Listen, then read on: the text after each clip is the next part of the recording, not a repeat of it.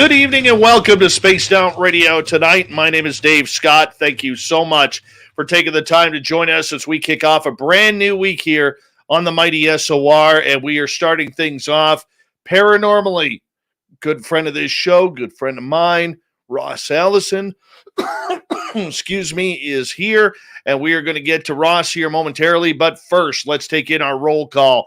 We got Race Fan in the gold medal position, the gorgeous Cosmic Floor taking home the silver. We got Downshift with a bronze medal tonight. He was trying for better, but had to settle for bronze. Wreaking Havoc, a.k.a. John Carty, is here. John will be signing autographs after the show. Line up to the right of the studio, if you don't mind, to the right of the studio. Simon Wales, good morning to you. Grand Paul Holland, good afternoon. Smithy, thank you so much for kicking off the Super Chat tonight. Really do appreciate your support. This is a great way to support what we do with a nice super sticker or super chat, and it helps us go every single night here on this show. John Swan, good to see you. Flippity, nice to have you back. Chad Smith is here, everyone. The Chad Smith.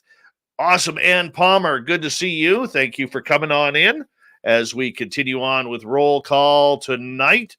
And there's gorgeous Elaine. Good morning to you in England, our fellow Commonwealther. She'll be signing autographs after the show as well. Line up to the left for Elaine for her autograph. To the left for Elaine. And, yeah, we're going to continue on here. Wes H., how you doing? The stunning Steph Dickey, good to see you. The gorgeous Lala B has returned. What is happening here, Snakes on a UFO? Good to see you. Ian McFadden, how are you? Mondak, nice to have you back here, buddy. Thank you for coming on in.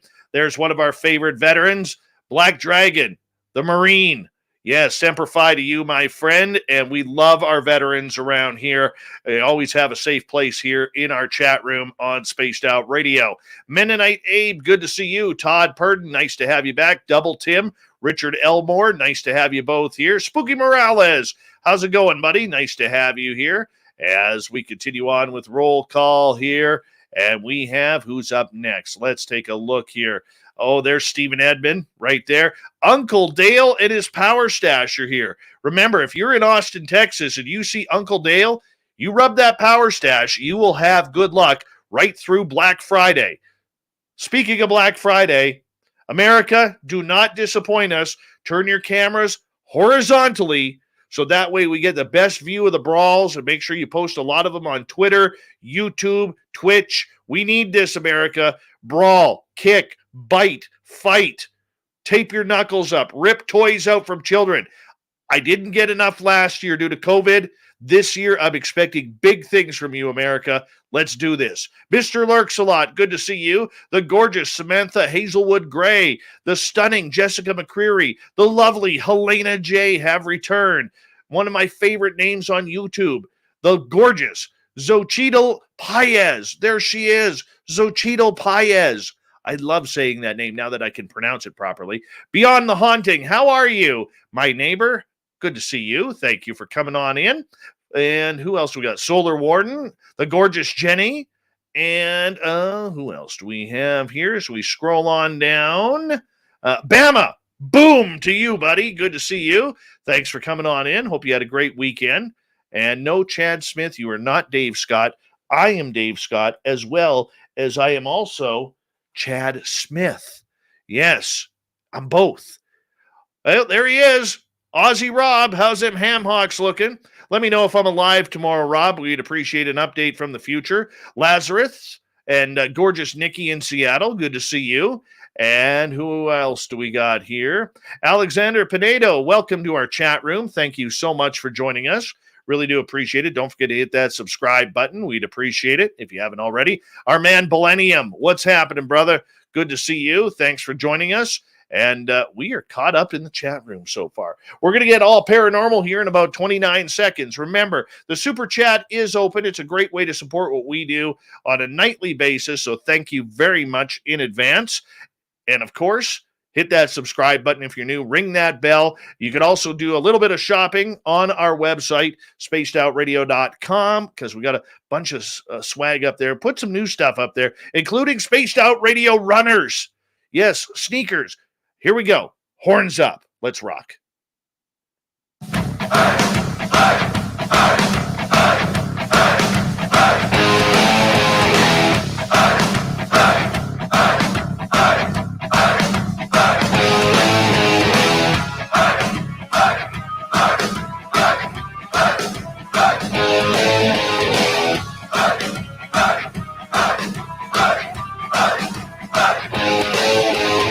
From the mountains of central British Columbia to you listening around the world, this, my friends, is Spaced Out Radio. I am your host, Dave Scott, sitting in the captain's chair of SOR headquarters.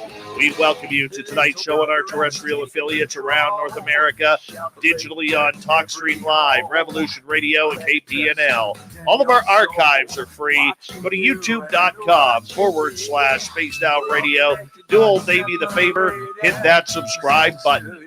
You can follow us on Twitter at Spaced Out Radio, Instagram, Spaced Out Radio Show. Our website is spacedoutradio.com. We have a plethora of features for you. Rock out to Bumblefoot. Read Shirky Poo's Newswire. Check out our swag as well. Tonight's show is brought to you by Chive Charities. Help make the world 10% happier by visiting Chive Charities today. You can find them on our website. We got a good friend here talking ghosts all night long. It's president and founder of A.G.H.O.S.T, Advanced Ghost Hunters of Seattle-Tacoma. Allison is here. He's got over 30 years of investigation into the paranormal and 17 years running his team. And he travels literally internationally looking for any type of ghost stories to collect research from. He's been lecturing since 2004, just got off the road after a big East Coast swing of lectures, and he has started a brand new type of docuseries. This is called Parasense. This is going to be taking paranormal into a way different realm, and I think I'm very excited to have Ross here actually break it all down for us. So let's get him on in here. Ross Allison, my friend, it is always a pleasure to have you here, and we'll be talking to you in just a couple of nights on the Angry Ghost Hunter, a once-a-month show we do on our YouTube channel, but it's always good to have you here, my friend. How you been doing? I've been doing good, surviving, especially as just got past the Halloween season, which is my busiest season, so yeah. You have been traveling over the past couple of months on the East Coast, doing tours, doing lectures, doing series, filming a lot of information. I mean, you're somebody who literally has a dream career that you have carved out a niche for as a full-time paranormal investigator. It's been a tough road. It's been not a financially successful road for you, but nonetheless, you're able to live your dream and your passion and the life that you want to live. Why did you choose this road when you know it's so difficult? Oh my God. I think it just happened. It was one of those things I never would have thought I would be a full-time ghost hunter. I actually wanted to be a rock star, to be honest with you, singing in rock bands. But I just kind of fell into this. I think when I started a Ghost, we were technically the oldest ghost hunting group in the Northwest. And I think a lot of people were craving to learn about the paranormal field. And so once I started a Ghost, it just took off like crazy. And just one thing led to another. And here I am. I love it. I wouldn't give it up for anything. Like you said, it is a struggle, I make my money from doing lectures. I make my money from writing books, doing tours for Spooked in Seattle, but I don't make any money doing the ghost hunting. Why do you choose to take on ghost hunting cases for free? Well, for one, I feel it affects credibility. A lot of people are going to say, well, he's just doing it for the money. And that's not it at all. And another thing that I feel is really important is when you're going to start charging your potential clients for investigations, one, they're going to want something in return when they're paying funds for this, and you cannot guarantee that in this field. And also, two, why would you want to put yourself in a position where somebody's experiencing true paranormal phenomena, but they can't afford your services? So if you're really in it for the research, why would you, limit yourself on that situation? No, very true, but I mean, on the flip side, a lot of people will say time is money. It is, but I really want to focus on the credibility in this field. And I am willing to make those sacrifices to take my own money and put it into this. Because you are dealing with a situation where it is still, people are still questioning the credibility of this. You still have a lot of skepticism when it comes to this. And I just really want to focus on the credibility. Why is the credibility so important to you? Well, for one, we're dealing with the fact that I'm trying to validate these experiences that we're having, that people are having. And when you're dealing with a situation where now ghost hunting's become more of an entertainment gimmick rather than real research, we're losing that credibility because now most people are focused on the scare factor.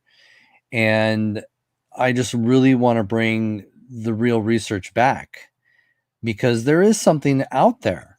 And I think there is, and I think we're getting to the point where we can try and prove these experiences. We haven't gotten there yet, but I think it's just around the corner, and especially with some of the research I've been doing with the docuseries.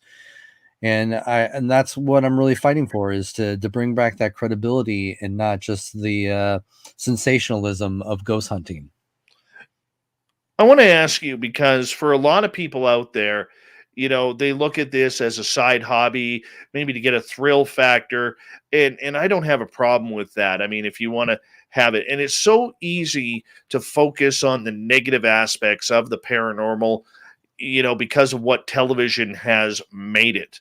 Okay, but for you, what do you love about this field? I don't think we talk about the love enough, man. No, I hear you. Um, I love when you have that unique opportunity of experiencing something you can't explain. That is kind of a rush when there's something, you had this experience. Now you can't always prove it, but it's nice that you can walk away from a location and say, "Wow, something happened to me," and that just proves, I'm on the right track. There is something to this. So that's a big thing for me. And I think it also is a big thing when you can actually help clients as well, especially when they are so overwhelmed with fear because they watch a lot of these television shows and they get it in their head that they're experiencing the same things that their clients on the television shows are experiencing. And so of course a lot of the television shows want to say it's all demonic or something out to harm them, and that's not always the case. And so you get a lot of clients out there calling us, wanting to figure out what's going on in their home. And when you can eliminate that fear for them and make them comfortable living in their home, even if there is something there, I think that is a good service, a great service that we're doing. One of my biggest complaints about the paranormal over the years, Ross, is it really seems that most paranormal investigators out there don't have a conclusion. They have no idea what they're trying to solve. They have no idea what they're even investigating. They have no answers to any of the deep questions that we are trying to solve regarding this phenomena. For you, taking this very seriously, and I would say that you're one of the only people on this continent that is actually trying to bring scientific method, true scientific method, to the paranormal. I'm very curious what you are trying to solve purposely. What mystery is it for you? Well, I think the biggest mystery we have to understand is, what are we truly dealing with? The paranormal field is so diverse and you have so many different beliefs out there when it comes to ghosts alone. Put aside Bigfoot, UFOs, and all that other stuff. Ghosts alone, that is a very diverse field, and everybody's got their own labels and identities of what they claim is happening in these locations. But I've always said, if we cannot focus our attention on one particular phenomena, we're not going to get anywhere, because we have to have some sort of route to go by. We have to have a better understanding of what it is that people are experiencing. And so for me, I've always tried to focus my attention on the actual phenomena itself. And it's not just, like Scooby Doo, spend a couple of nights in a haunted mansion and pull the mask off, the caregiver. But there's something going on there, and we just need to focus our attention. But the biggest problem is, and you even see it on the television shows, they're just all over the place. And that's where we kind of need to narrow ourselves down. And I think you'll see that when we introduce the current project I'm working on. For sure. For you, I mean, you are somebody who tries to push the boundaries of paranormal investigation, and I think there's very few that are actually doing that. I think when it comes to that, I believe it's you, David Weatherly, David Spinks, to name a couple. I look at what Brendan. Brandon and Mustafa are doing, the former Ghost Hunters guys. I think they're really pushing the limits as well, trying to figure out what the phenomena is all about. I mean, for many of us, though, Ross, we look at this, and I include myself in that, okay, where we're maybe a little too narrow-minded with the goals of it all. But for people like myself, we really want to know, man, is there life after death, and can we prove it? It's life's ultimate mystery, because for the majority of us out there, death scares us. We all know it's inevitable. We all know that one day each and every one of us is going to have an expiry date where we check out, and we don't want it to be this black abyss that we don't know that we're even there. Right. We want to know that there is something well and beyond here. Now, maybe that's too naively thinking, but how do we start getting to some of these points? Because literally, there are tens of thousands of ghost hunters across North America alone, and nobody ever seems to be wanting to bring up the death question. Well, I think a lot of it is a lot of ghost hunters are misled. And I hate to bring up, television, but media has a big part of that. Media is what steers people's curiosities and beliefs. And so when you're dealing with the fact that you're being led down not the best road in learning about the paranormal, it's one of those things that we're constantly gonna struggle to reel people back into the reality of what is truly going on when it comes to dealing with ghosts. Because you're right, the biggest question is what happens when we die. And as you get older, you start to question that more and more. You start to realize you really are not immortal. And so, and I think that's what really scares a lot of people. And I just want to know what is out there, because you think of it, if it's just like a pop of a light bulb, and it's just like you said, the darkness and emptiness, or whatever it is, we don't know, or whatever your faith is, that steers you in a different way. But it's a really tough question to answer, because we don't have the answers. Well, let me No, ask you this. I'm going to ask you something I've never asked you before. What do you think is out there? I think that there is intelligent energy. There are, I've had enough experiences to know that when I go out there and I ask a question, I can sometimes get an answer to that question, an answer I can't tell you where it came from. So for me, that shows that there is something intelligent. Now, is it ghosts? Is it somebody who had previously lived? It's very possible. There's other theories out there that these are just entities of their own. There's time loops, or, we can go on forever with all the different theories, but I believe there's something out there. And I'm not, as I've said, I'm not one of those ghost hunters that's going to try and convince people that ghosts exist, because really you just have to experience it for yourself. I just hope that through my research before I expire, that I've at least opened people's minds to what is out there. What do you want people to know that you've been able to find out so far? Well, I want them to know that we're not wasting our time, that there is something odd that we can't explain.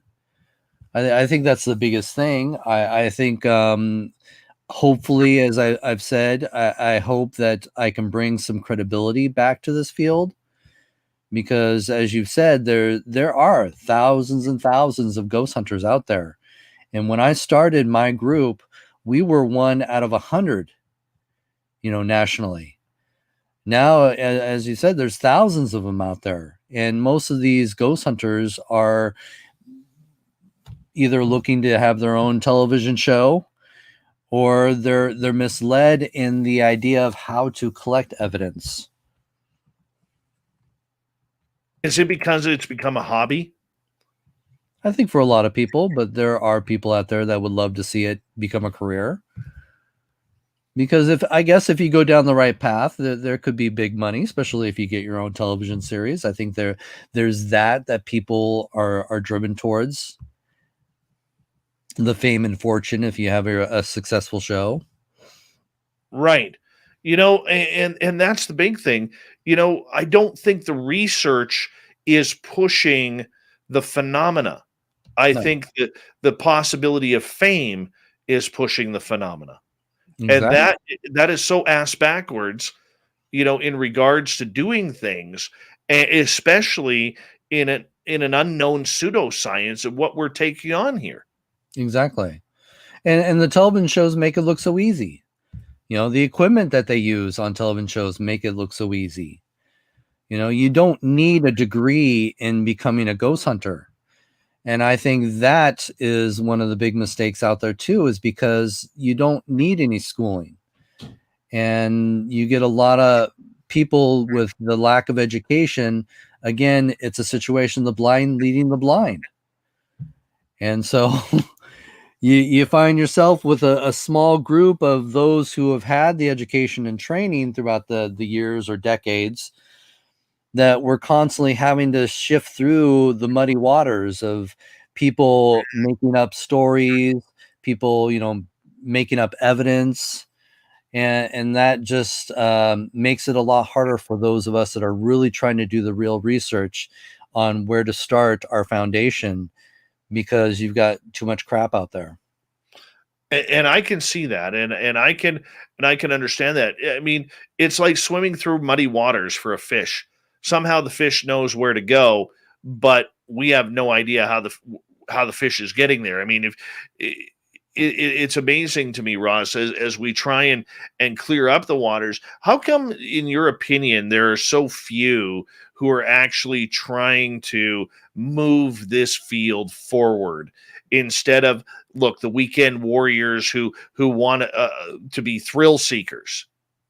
They're more worried. Let me finish this. They're more worried about going to Waverly Hills or Gettysburg or some famous, paranormal hotspot than they are really about anchoring themselves towards true study. Well, again, it just all goes to the fact that people are misguided. They're misguided on the entertainment fact of a lot of these television shows.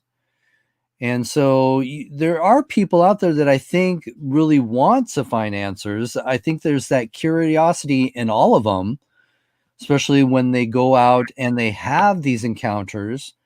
So that curiosity is there. They're just misguided in how to do it correctly. Because as I said, television makes it look so easy. And I think that's one of our biggest problems, is there's no one really out there in the forefront guiding people to have a better understanding of what true paranormal phenomena is, or what a real investigation is. That's our biggest problem. Okay, so what is a proper investigation? We got about 4 minutes here. Well, I can't answer that in 4 minutes, unfortunately.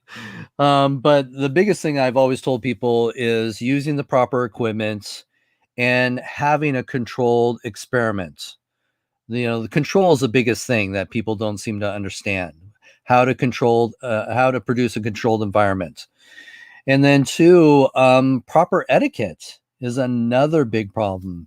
I've been a guest investigator for a lot of groups, especially because I travel all over.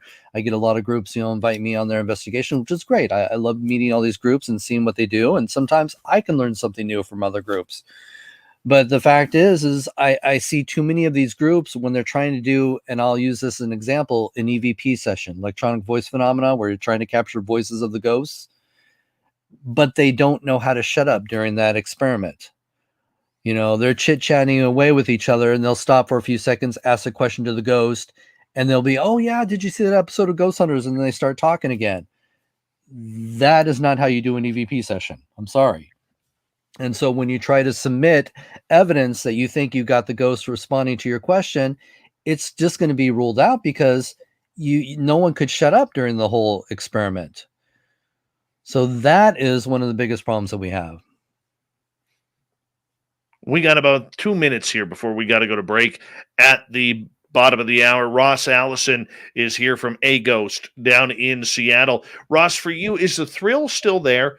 30 plus years of investigation. Do you still get the goosebumps in going out on a ghost tour, whether it's a location you've investigated hundreds of times or whether it's a brand new location?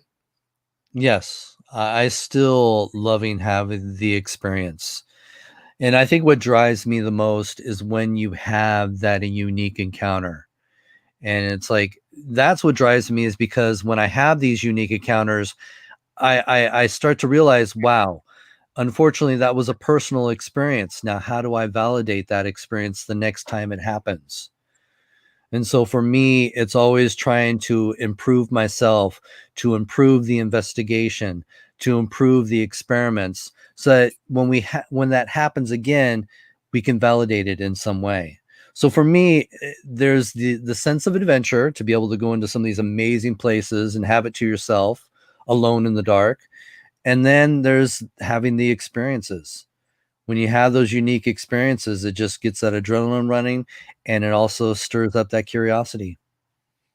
See, the only time I've ever investigated with you, or I should say watched you guys investigate, was a few years ago up here at our museum. And I got to tell you, man, watching you and David Weatherly walk around the museum and conduct your business, man, it was pro.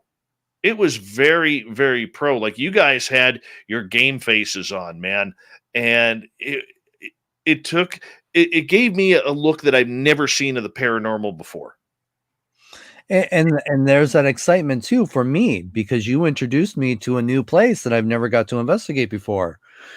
And even though you've got a video of me screaming, it still is an awesome experience when I had that unique encounter. Exactly.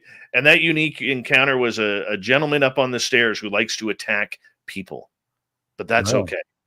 We didn't get attacked. We didn't bring anything home, and that's a good thing. When we return from the break at the bottom of the hour, Ross has a brand new book coming out called Parascience with investigator Chad Goodwin, and a new docuseries that is being filmed as we speak called Parasense. This is nothing you have ever seen before when it comes to ghost hunting and paranormal investigation. I can't wait to open up our audience to this when we return with Ross Allison on Spaced Out Radio as we talk ghosts all night long.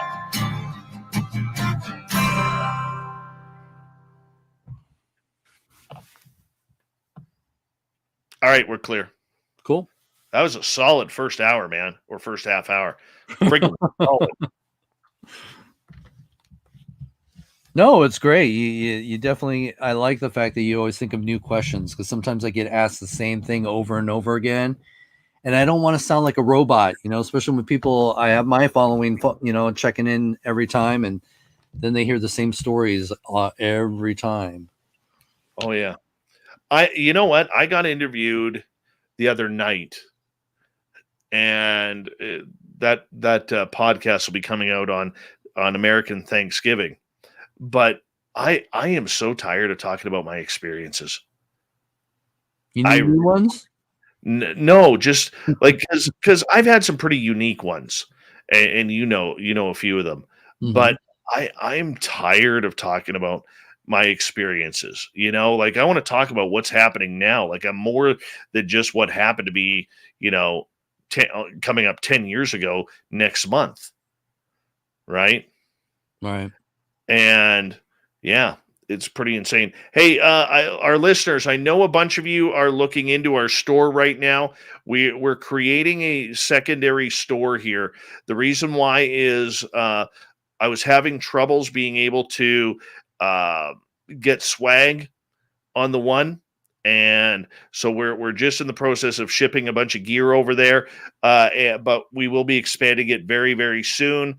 And then the other store that we have, we're going to be putting, it connects well with YouTube. So there's going to be 2 stores, but that's something that we can worry about here. We are working on it, and we'll get more swag up very, very soon. Sunny or Spooky, thank you so much for that awesome super chat, along with Dirt Road and Smithy kicking it off tonight.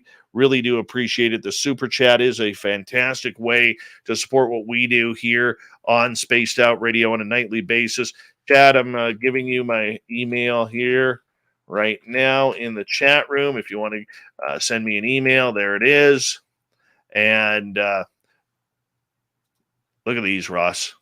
I know you will respect this, man. I totally know you'll respect this. Hold on. I could see you rocking these. Check this out. Look at this, man. Oh, those are cool. I am so getting a pair of those. So getting a pair of those. No, that is cool. Yeah. Yeah. Those are going to rock.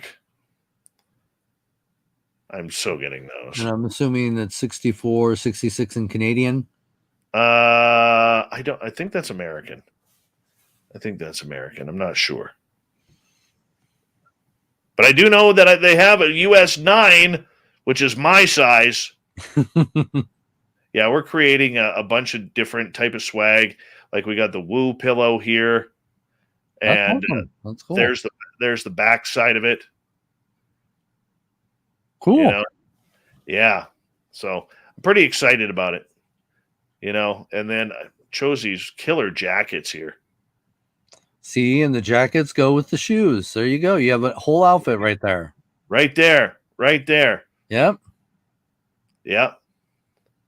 How cool is that? That's awesome.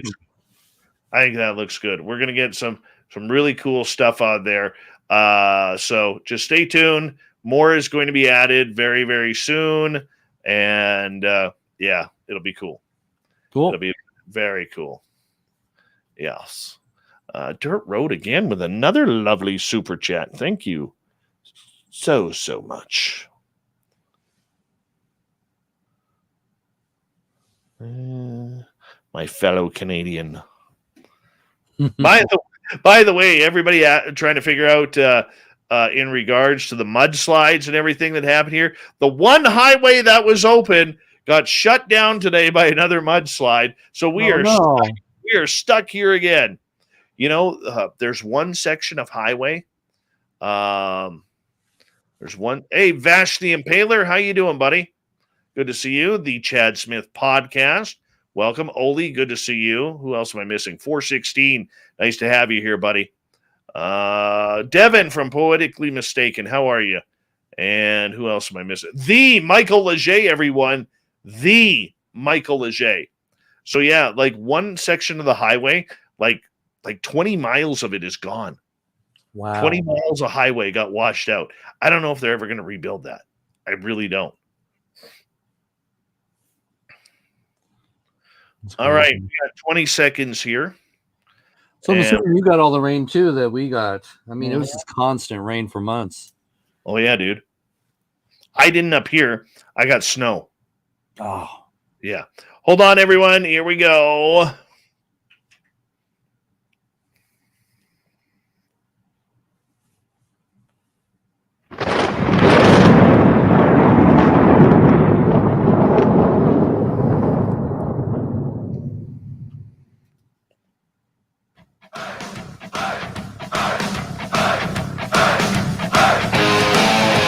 Second half hour of Spaced Out Radio is now underway. My name is Dave Scott. Thank you so much for hanging on out with us. We really do appreciate it.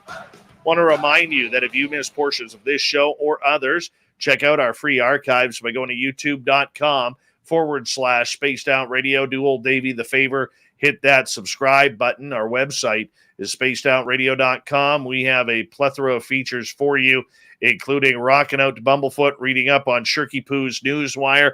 Check out our swag as well. Follow us on Twitter @Spaced Out Radio Instagram, Spaced Out Radio Show, and now on TikTok at Spaced Out Radio. We continue on tonight with Ross Allison. He is with A.G.H.O.S.T, a great paranormal team out of the beautiful city of Seattle, Washington. He's got Spooked in Seattle, which, by the way, Ross, we just added you on TikTok. So Awesome.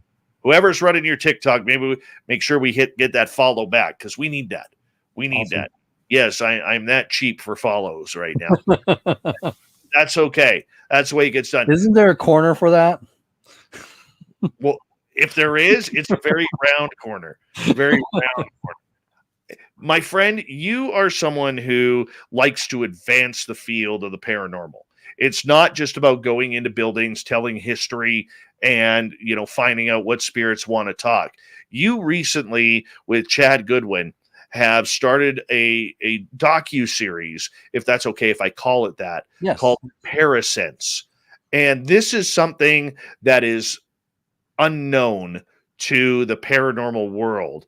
And literally, and this is going to sound really crass for people who may not understand it, but it's literally putting people naked into a haunted building. We're going to get into this big time here over the next little bit. First off, though, tell us about Parasense. Where did this concept come from? Well, what started it was the fact that I had a gentleman contact me from up in Northport, Washington, and he had an experience where he was doing some construction in an old abandoned brothel. And the next thing he knows, when he was alone up there, something fondled him. And so along with that and other personal experiences that he had, they contacted us and wanted to know if we'd be willing to do an investigation.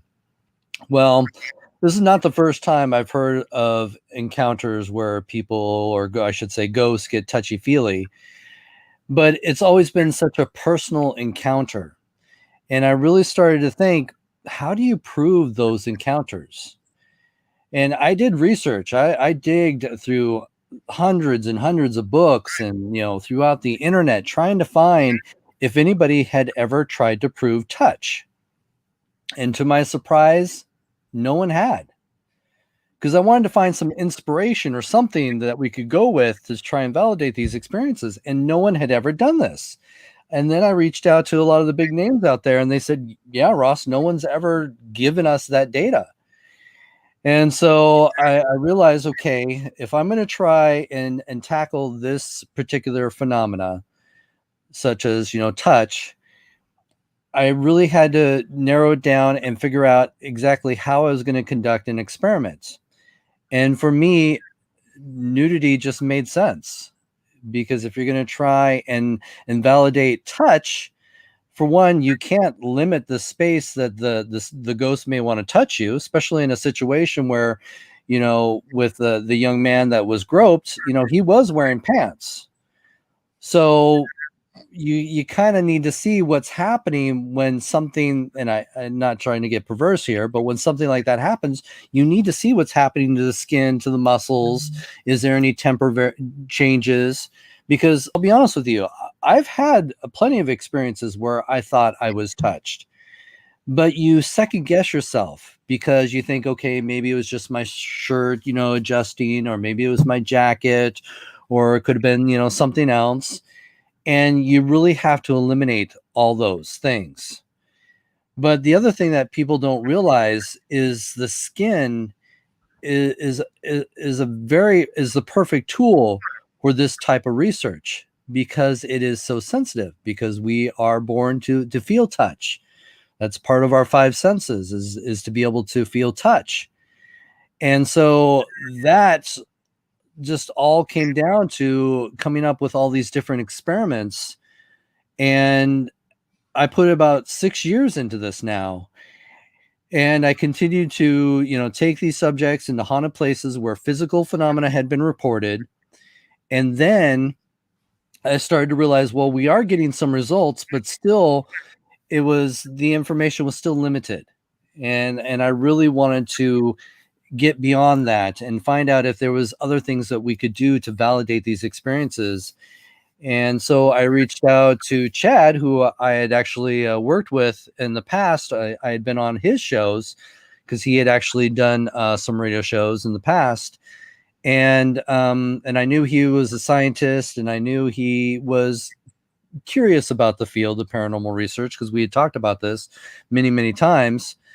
And I just, called him out of the blue and I said, hey, Chad, I'm working on this project where I'm trying to, prove touch. And I asked him, how would you prove touch? And it just kind of took off from there. And so he joined my team. We rebuilt the Spectre system that I was using for a good, 20 years. And we upgraded it. We did all these amazing things to it, and we started to get results. And that's what kind of got me to where I am now. The skin is so sensitive to everything. Mm-hmm. And it is, one of the biggest organs, if not the biggest organ on our body that everyone has. At what point did you decide that nudity was the only way to really conduct this type of experimentation? Well, the simple thing is, if you ask yourself that question, how would I prove touch? You have to see what is happening to the body, and you have to make the full body exposed in these situations. So, like I said, it just made sense to have somebody naked in a haunted environment, put all the cameras on them, put thermal imaging on them, and see what happens. And that's where I think, if they see the trailer, you'll see what we've accomplished so far. Well, you know what? Let's play the trailer for our audience. So our radio audience, you'll be able to hear it, but for our YouTube audience, what I would suggest is that you'll be able to see it. So if you're on our radio side, you'll have to go to our YouTube channel and really try to. And I will point out, there is a website, touchedbyaghost.com, and you can see the trailer there as well. All right. Well, let's play this here for a second here. So just give me a minute here. All right, here we go.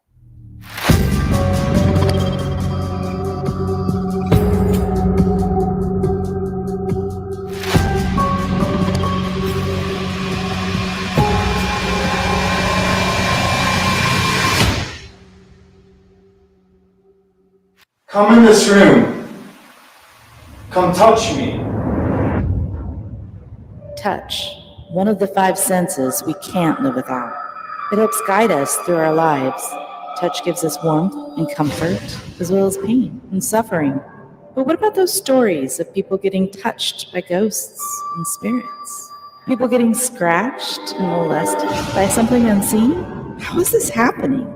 Is it real or fabricated?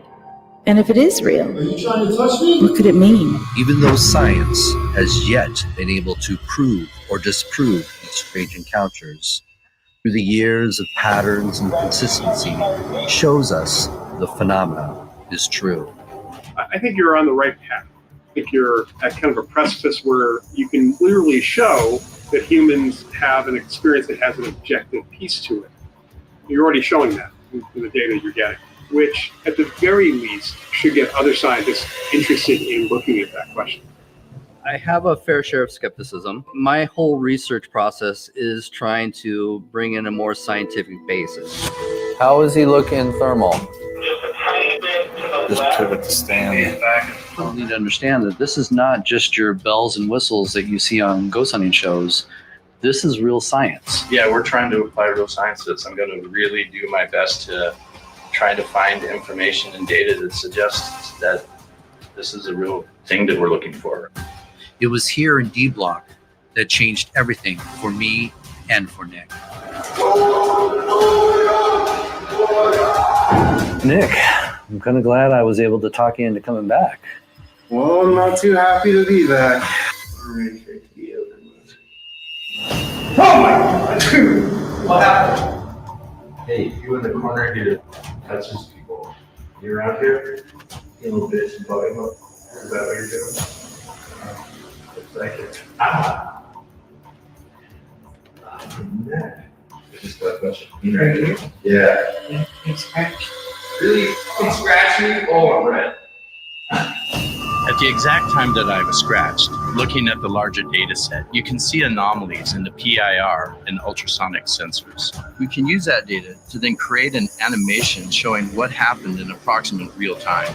So it looks like whatever it was moved toward me and then away very quickly. When dealing with the paranormal, you have to be prepared for just about anything when the spirits are truly the ones in charge. The question is, how does the body perceive these experiences? What are the cause and effects of when this happens? And most of all, how do you prove these intimate encounters? For the first time in history, our journey into this untapped realm has only just begun.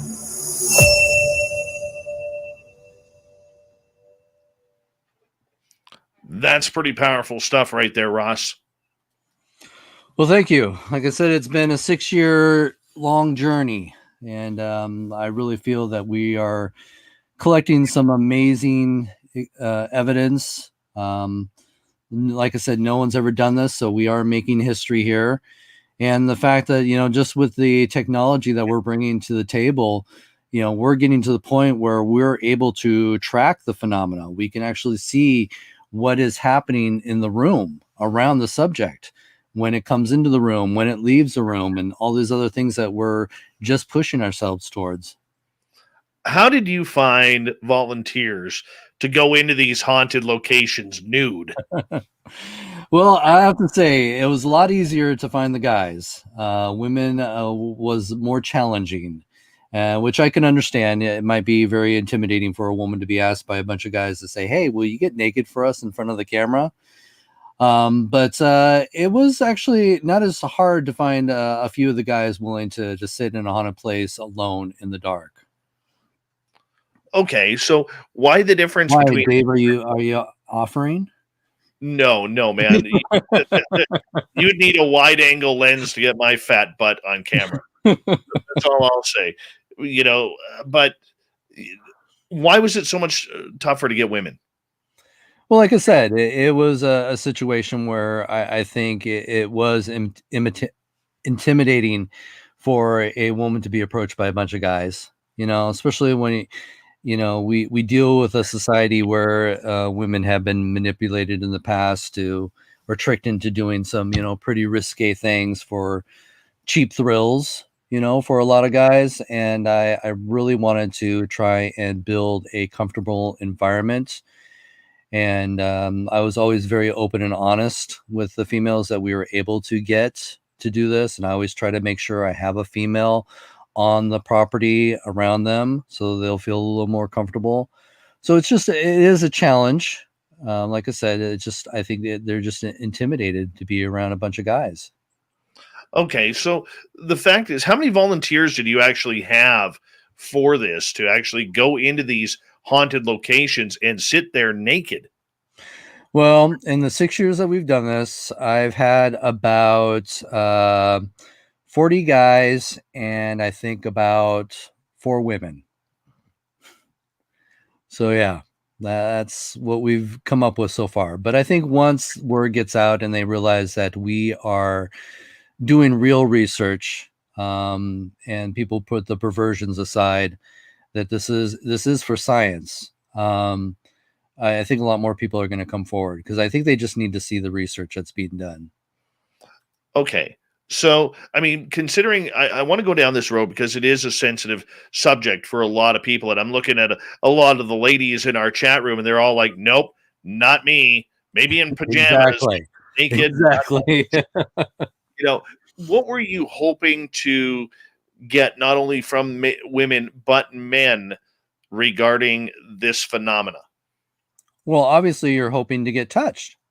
You're hoping that these subjects will have these experiences and the equipment around them will be able to validate that experience. That is our main goal.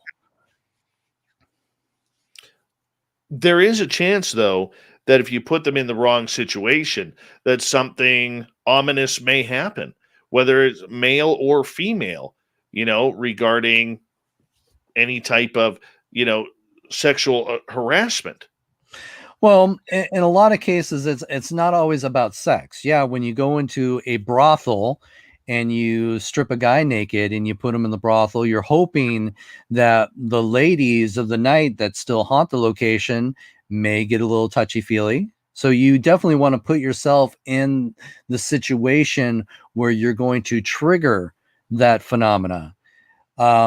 I would never put anybody in a situation where I feel that any real harm could come to them.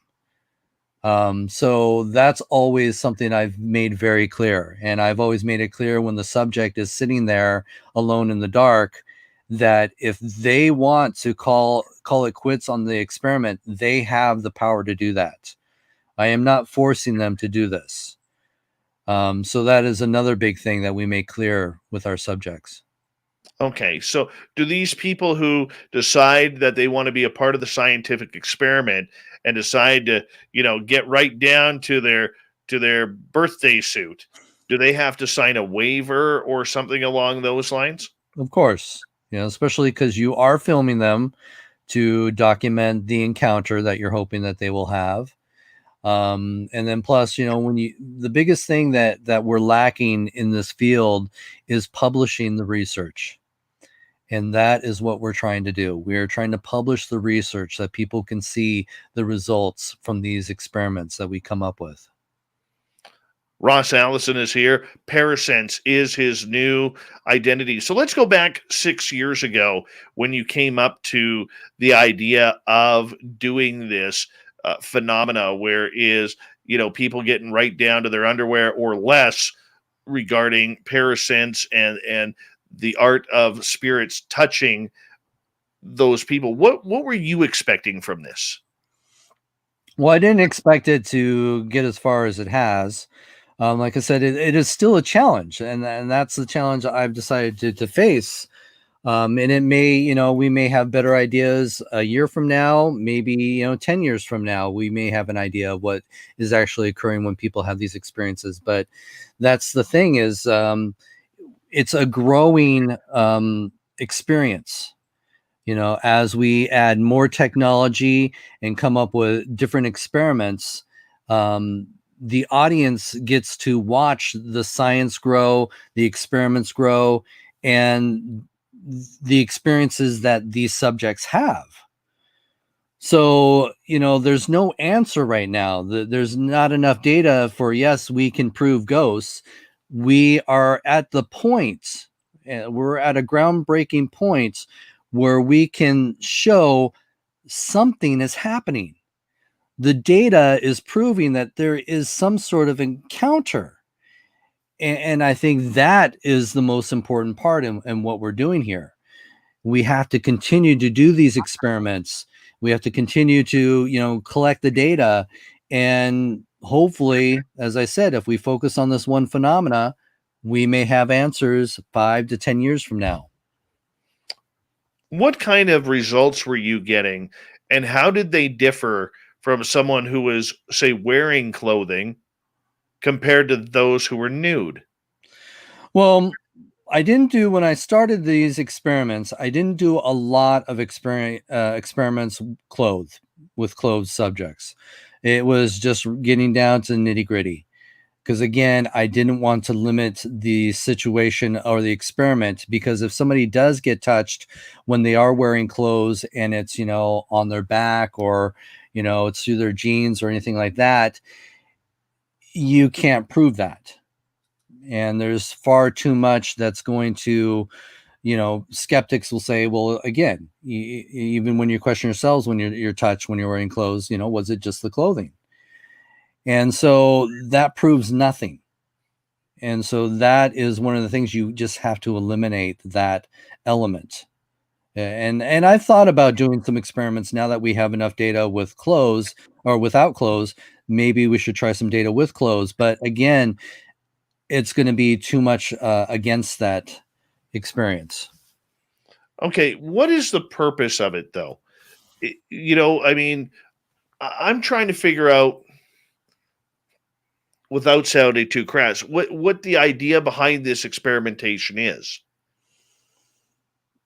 What do you mean? Like, Well, just in regards to, I understand the purpose of it, to try and see how a spirit reacts to somebody without clothing.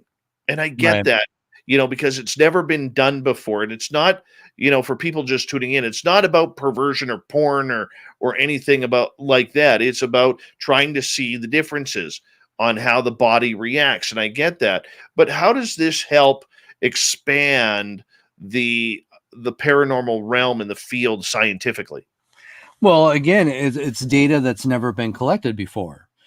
And even Lloyd Arbach, who's been in this field for, a good, 40, close to 50 years, he actually validated our research.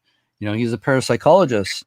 And he was even impressed by what we're doing because he said, this is data that has never been collected. So we have no idea how the body interacts when they're having that sort of paranormal experience. So that was important to me because now here we are collecting new data. And again, it's a situation where if we can have a better understanding of what is happening when people have a paranormal encounter, this could lead us to a better understanding to all different types of paranormal phenomena. Like I said, we need a root. We have to have a better understanding of what is happening out there. And by focusing our attention on just touch, this right there could be that root. I get that, and I can totally understand that. We got about 1 minute to go here before we have to go to break at the top of the hour. Ross Allison is our guest tonight. Ross, you're somebody who likes to push the limits with everything, and when it comes to the whole nudity aspect of everything, I'm wondering, were the senses that people were getting touched different compared to those who were wearing clothing?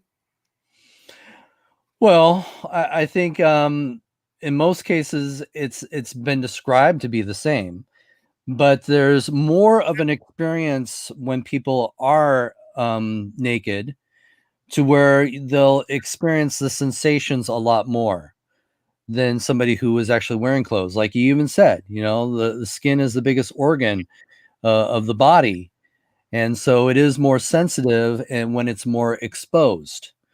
So you do have better results from those who are naked than those who are clothed, because again, clothing is still limiting yourself, your body's senses. Very true. I'm going to get you to hold on right there. And when we come back from the top of the hour, we're going to be talking about parasense more with paranormal investigator and man who moves the mountains when it comes to ghost hunting, Ross Allison from A.G.H.O.S.T down in Seattle, Washington, and parasense. We're going to learn more about it when we return for hour number 2 of Spaced Out Radio. Stay tuned.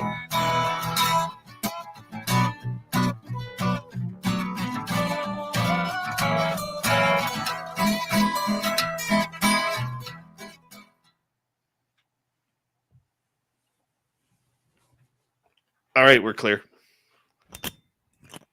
Funky, man. Funky. Well, like I said, no one's doing this. So we're the first. And that's another challenge as well, when you realize that you're the one paving the road for a lot of this. Oh, yeah. Oh, yeah. I hear you. I want to save that, though. For when we come back on the air, because this is a topic that does make a lot of people uncomfortable. It really does, and I think it's cool. I think it's really, really cool. That was a great trailer. I'm so glad we played that. All right. Clam's got the password in. Right on, Clam. Thank you.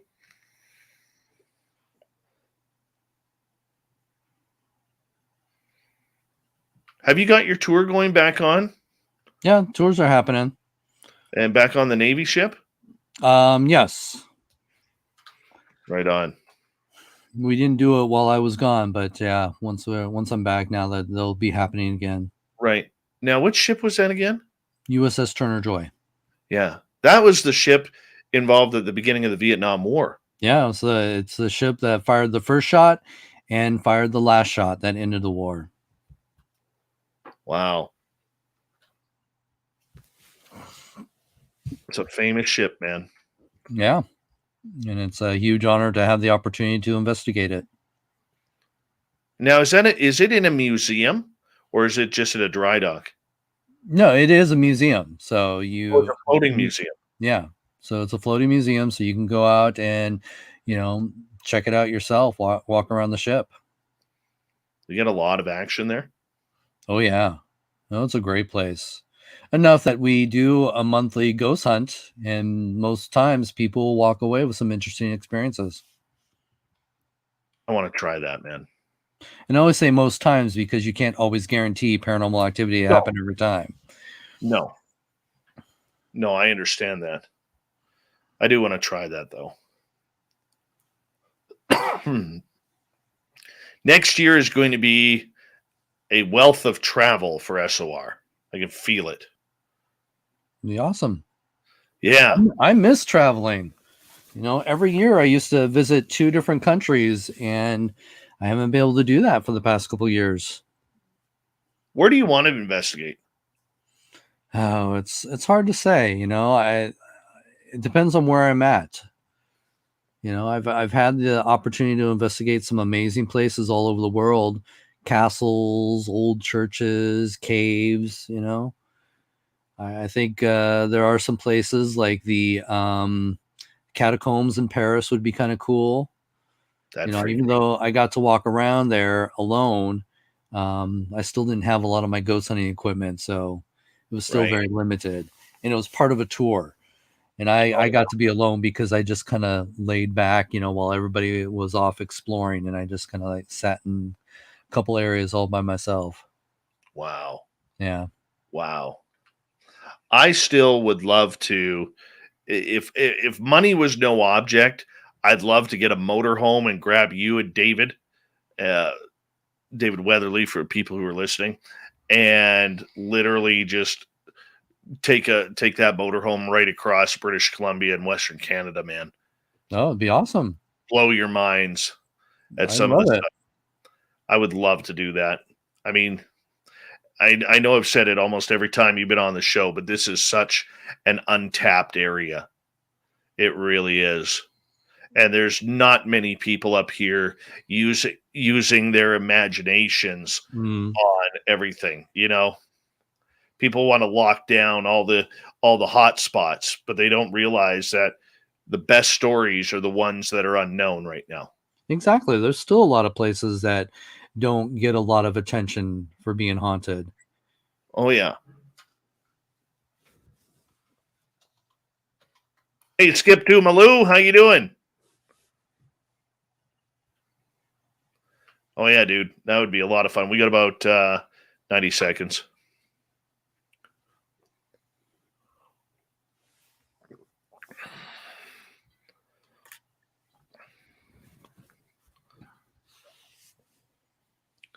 I just want to get you back up here and take you to the crash site. No, that'd be cool. I would love to do that place at night. It would scare the living daylights out of me. Daytime is even creepy in there. But nighttime, I would love to do that place at nighttime because I want to see how the action is different because the crash took place at night. Gotcha. And I want to see if it would be any different. That's my opinion. Oh, look who's here, everyone. Merle it up, people. Merly bird gets the worm. If you're into drinking Merlot, there he is. All right. Hey, Merle, how you doing, buddy? He was in a movie, watching a movie, so he couldn't join us. The movie was more important. Yeah. I see how it is. I see where we stand. I know. All right, a big thank you so far to Rex, Dirt Road ×2, Spooky, and Smithy for the amazing super chats. It's a wonderful way to support what we do on this show on a nightly basis. So thank you so much for everybody who has donated. Thank you to all our new subscribers who are tuning us in. Don't forget to ring the bell. Give us a thumbs up, thumbs down. Here's hour 2. You're listening to Spaced Out Radio with Dave Scott. Follow Dave on Twitter at Spaced Out Radio and on Facebook, Spaced Out Radio Show. Hour number 2 of Spaced Out Radio is now underway.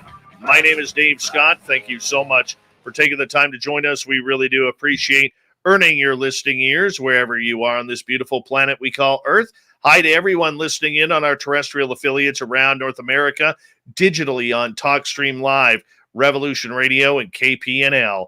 All of our archives are free. Go to youtube.com/Spaced Out Radio. Do old Davey the favor, hit that subscribe button. The Desert Clam has set the password for tonight in the SOR Space Travelers Club. Malapert. Malapert is your password.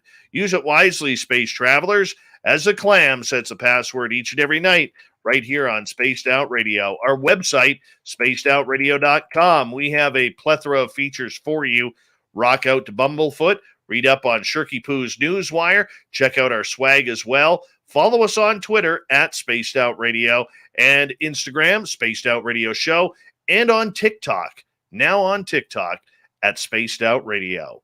We continue on tonight talking parasense.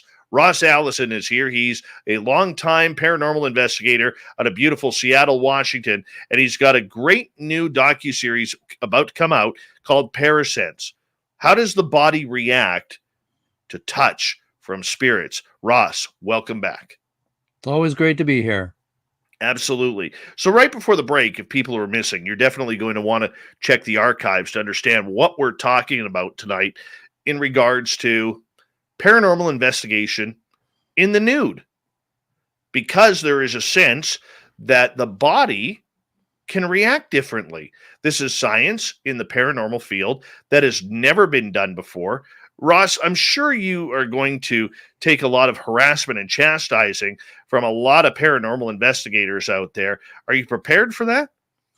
Well, I'd be kind of curious as to why, because if you think about it, if you were given the challenge to prove touch, wouldn't you be doing the same thing? You know, I guess I was just the first to think of it. And so, yeah, if people want to question what we're doing, I'm open to it. In fact, as we start to work more on our website, we actually want to put the full experiments on the website so you can actually see the experiment from the beginning to the end. So, you know, we're not making this stuff up. We're going to be putting all the data that we collect online so you can see it from the beginning to the end as well. So we have nothing to hide. And I just hope that people in the paranormal world will be open to it, because, again, we're trying to help everybody have a better understanding as to what is happening out there. All right. Uncle Dale and his power stash both have bachelor's of science degrees. I think his mustache may have a master's, actually. He is asking, why couldn't spirits reach through clothing? After all, they are incorporeal. And they do. That has been the one of the phenomena that people have reported. Like when I talked about that gentleman who got groped in the brothel, he was wearing clothes. And so it does happen. But unfortunately, it's one of those things that it makes it harder to prove when you have something blocking the data that you need to validate those experiences. Okay. I've been touched before by ghosts. I've been touched on the wrist once, very lightly, and I've been pinched on the collarbone. Those are my only two ever experiences when it comes to physical contact with a spirit. I know somebody like Murph. Here's my question, though. Yeah. You've had those experiences, but who's to say you could have had more if you didn't have any clothes on? Who's True. to say that they didn't put their hand on your back, but you didn't feel it because you're wearing a jacket? You know, who's to say that they didn't run their hand down your arm, but you didn't feel it because you were wearing a long sleeve shirt? So there are a lot of things that we could be experiencing that we're just not aware of. All right. Well, let's go to Uncle Dale's question here. Again, he goes, how does clothing prevent the validation of a spirit's touch then? Because again, you'd want to see what is exactly happening when that contact is made. Is there some sort of pressure on the skin? Is there any movement with the muscles? Is there a temperature change? That's why we use thermal. So those are some of the things that we want to hopefully validate those encounters. And you can't see that, through clothes. Very true. I can see that, and I can and I can appreciate that. But getting back to the whole touching aspect of everything, I know somebody like Merle, for instance, our good buddy from Paranormal Road Trippers, and I know he's listening in. Hi, Merle. Merle. Anyways, he's the type of guy where literally I've been on investigations with him, and I've seen him get punched. I've seen him get shoved. I've seen him, get pinched, get touched, everything to go along with that. Doesn't it fall on the person to know whether or not they are the conduit over the spirit being the conduit of the touching? Well, again, that's data that's never been collected. So we need to start somewhere. And by making these individuals a subject and putting them in that situation, hopefully you can collect the data to figure out what is going on. There is, theories out there that maybe we produce the phenomena ourselves. Well, if that's the case, is there any data that we can collect to validate that? All right, Uncle Dale again. Let's expand the experiment to include people wearing clothing with silver threads. Hey, I'm all for it. Like I said, this is all data that's never been collected before. So we are just at the very beginning of this. So we're going to be I've got hundreds of experiments that I want to do. So follow us and see what happens. What do you think the outcome is? What's the hypothesis? Well, like I said, I think, once we start to get more and more data after doing a lot of these experiments, I think what will happen is, I keep saying it, hopefully we'll have a better understanding of what is truly out there. And I've questioned this myself. Is it psychic phenomena?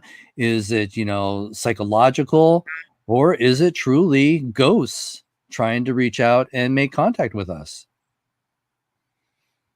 What would attract a ghost to human skin? Well, that's one of the things we are constantly trying with the different experiments. We're not sure. I think it depends on the ghost. I think it depends on the situation, the location. Like I said, if you put a naked guy in a brothel, I'm sure some of these ladies might still be trying to do their job. I think the situation could be very different if you stick a naked woman in a prison, a men's prison. It's all different types of scenarios. And and one of the things, the biggest challenge in this field is, again, being at the right place at the right time. So even though we go to a haunted prison that's notorious for lots of touchy-feely stuff, you may not get nothing there because you just aren't doing the right experiment or being at the right place at the right time. That's the biggest challenge that we have in this field, is also we're still exploring a lot of this stuff. When you are the person paving the road in this, it's going to be a lot of trial and error. And science is exactly the same thing, all trial and error. Like Kira is asking, energy frequency attracts ghosts. That's true too. Does it matter on location? As to the energy? Yes. Well, of course, when you're doing an investigation, you want to make sure you pick the right location. And so when I set up these experiments, I'm always looking for places where, yes, there has been lots of cases of touching in various different ways, or physical contact is the main thing I'm looking for. Uncle Dale is asking, do you have a control group of some sort? Is it a mixed group of clothed and naked folks? Well, like I said, I haven't done a lot of experiments with clothed folks, so I think we are open to trying those different experiments. Okay. And Flippity is asking, do you have a clothed bait person there with a naked bait person? Now, I did do a couple experiments where I had a naked person sitting in front of a clothed person. And of course, the naked person was having the experiences as the person who was clothed had none. That's interesting. Yeah. Now, why naked? Why not, like for a woman, a bra and panties, or a man, underwear, boxer shorts, or whatever? Why fully stock naked? Because you don't know where the ghost is going to touch you. That's up to the ghost where they want to touch you. And I wouldn't want to put myself in a situation where I'm limiting the possibilities.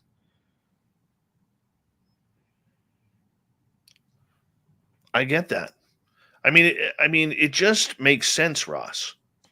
I mean, And it that's made what I'm hoping everybody else will see, I realize this has never been done before. We're the first to come out and say this, folks. Hey, we're doing naked experiments. We're trying to prove touch. And like I said, I hope people will step back and realize, wow, I guess if I was up to that challenge to prove touch, I would be doing the exact same thing they're doing. Do you think it's a line of potential perversion from the spirit side? In some cases, like I said, from the locations that you're going into for a brothel where sex is the element that mainly ran that location, then yeah, you're probably dealing with a situation where the ghost may be more sexual with the subject. If you're going into a situation where it's a hospital, then it may be a situation where it's trying to take care of you. It could be the ghost of a doctor, and it wants to, make sure treat you as a patient. So it's when it comes to touch, it's not always negative. And I think that's where people are being misled too, because media has really pushed the negative aspect of paranormal phenomena. And touch can easily be a loving caress, a kiss on the cheek, a squeezing of your hand, like trying to hold your hand. So I think, again, it just depends on the location. I'm going to turn Pam's comment here into a question. And it says, sounds like you're looking to arouse the ghost with the physical appearance. Is that a possibility here? True. You're using the body as a trigger as well. So in some cases, maybe the ghost may be enticed to make an advance that's more sexual. That's very possible.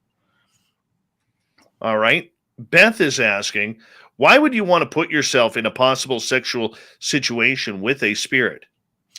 Well, that's a situation that is up to the subject. When we put the subjects in these environments, they know what they're getting into.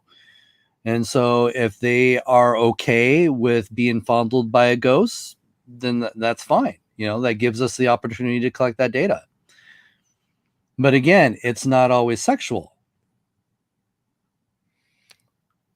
We've had Patty Negri on the show a couple of times, and we have talked about this topic of ghost sex. And we even brought it up last week with Varla Ventura when we were talking about, a lot of people claim to have had sexual intercourse with spirits. Now, I don't know if I believe this or not, but hey, to each their own with what they've experienced. And if that's their experience, that's their experience. Who am I to judge? I've seen some weird crap in my life. All right. But what happens if all of a sudden something promiscuous does happen? I mean, a person really can't stop a ghost by saying, no, don't touch me there, or no, I really don't want to do that, or my goodness, that's kind of uncomfortable. Well, also too, as they're sitting alone in the room, they are being monitored. So we are a good, 3 or 4 rooms, down the hall, watching them from a monitor. So if there is ever a situation where I feel that the subject is in danger, we're right there to help them. Right. I get that, and I can see that. Okay. How do you help them in that situation, though?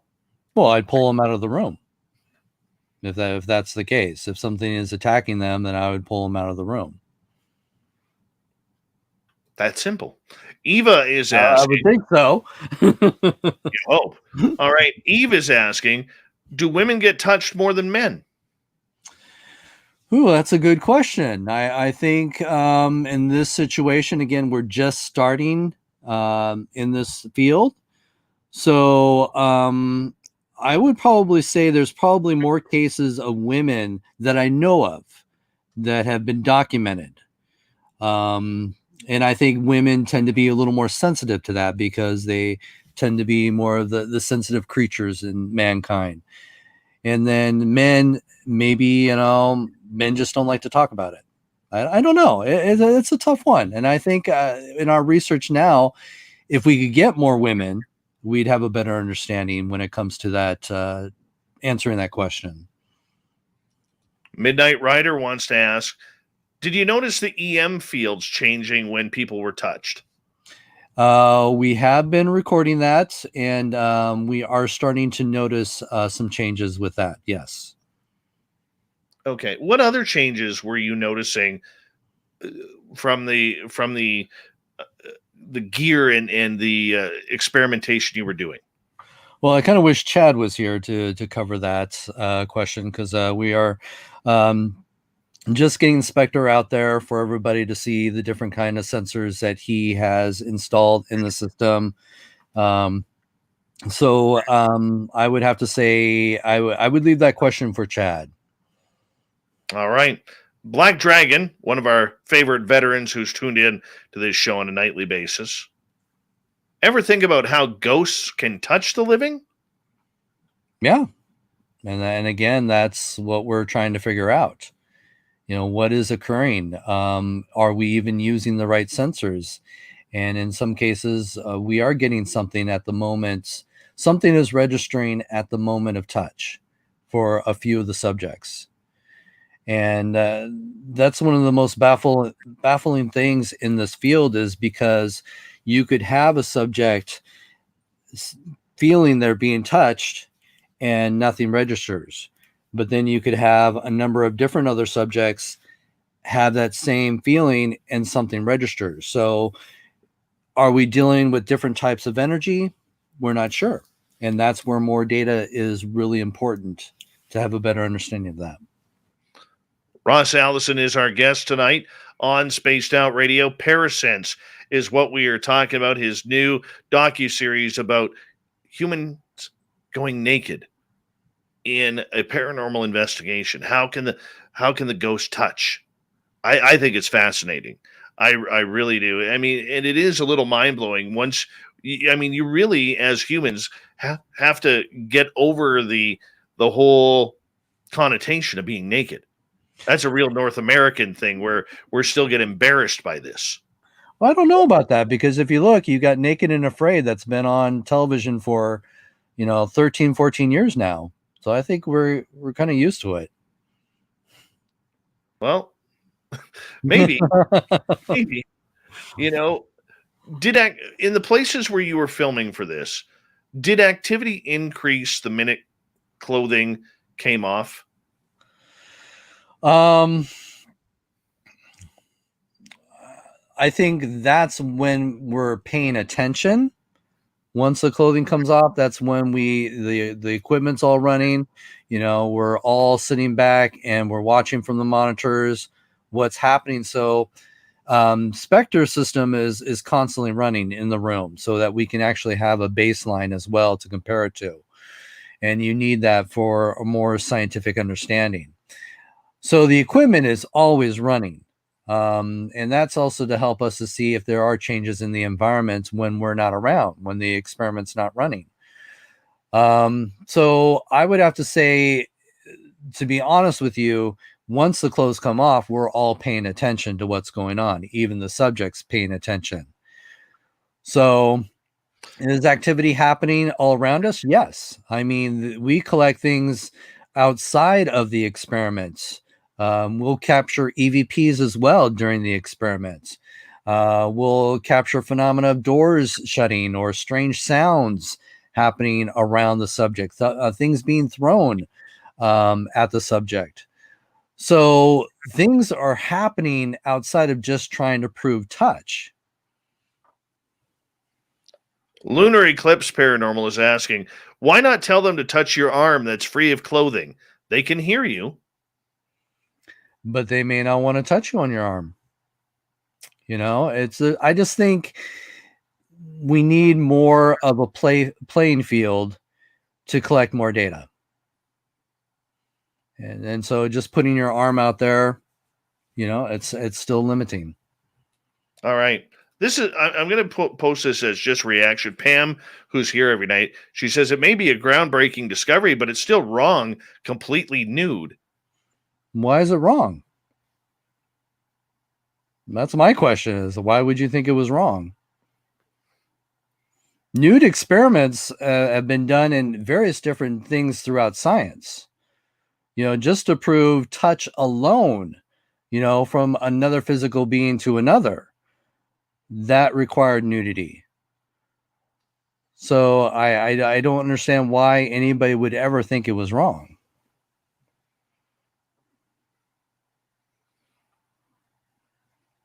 Probably because, and I'm just throwing this out there. And I think it's because we're taught that nudity is wrong, that we're not allowed to be naked in front of other people's eyes. And so that's where people get that idea. Gotcha. Okay. Are there places where you would not conduct this type of experimentation? If there are children ghosts. If anybody has told me that there are spirits of children touching people, I will not do an experiment there. Because then I feel people would take it to a perverse level. And we are not trying to do this in a perverse way at all. That makes sense. Why do you think there's going to be hesitancy as we got about 45 seconds, considering there's naked artistry, there's naked and afraid television, there's naked dating shows out there.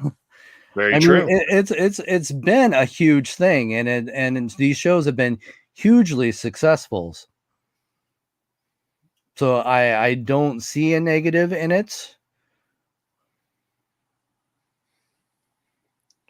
Yeah, but it may not be everybody's cup of tea. But the fact of the matter is, all we're trying to do is collect data to validate one particular phenomena.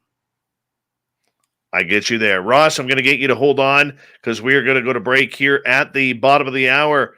Ross Allison is here tonight on Spaced Out Radio talking Parasense. And when we come back, we're going to talk about the year of paranormal that it was for Ross, because coming out of COVID, finally allowed to investigate again.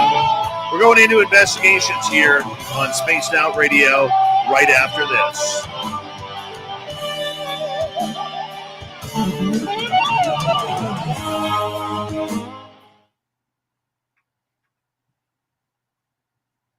All right. There we go. There we go. Stirring the hornet's nest here, man. It's awesome. Well, I don't mean to. I just, like I said, it's just, the sad fact is, yeah, there are people that feel nudity is such a private thing. And, nudity is just a thing that we all are, And I think, that society has taught us that nudity is wrong. But if you go to European countries, it's no big deal. Mm-hmm. I think people want to sexualize it or want to bring shame to it. And I think, we're getting to that point where, Hold on a one lot of second. people don't care. Hold on one second. Raul, Julia, if you make a comment like that again, I'm going to ban you again, okay? You're starting to piss me off because I know what you're doing. I don't need to explain myself. I know what you're doing right now, and I know what you're trying to get into. Don't piss me off again, otherwise you're gone again. All right? Sorry. All right. Alex Kuhn, how you doing?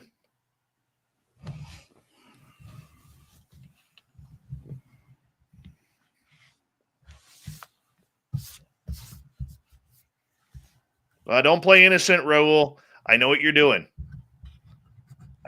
Like I said, I come to Ontario, man. Find some ice. Hey, Carfanibre, how you doing?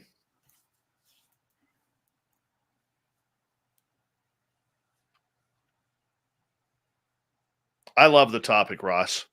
I do. I know. I think this is great because sometimes when it is more challenging, it prepares me for what to expect in the near future. Mm-hmm. And I expect people to challenge me, and that's great. But I hope that they're not thinking I'm going to have all the answers because we're still exploring this.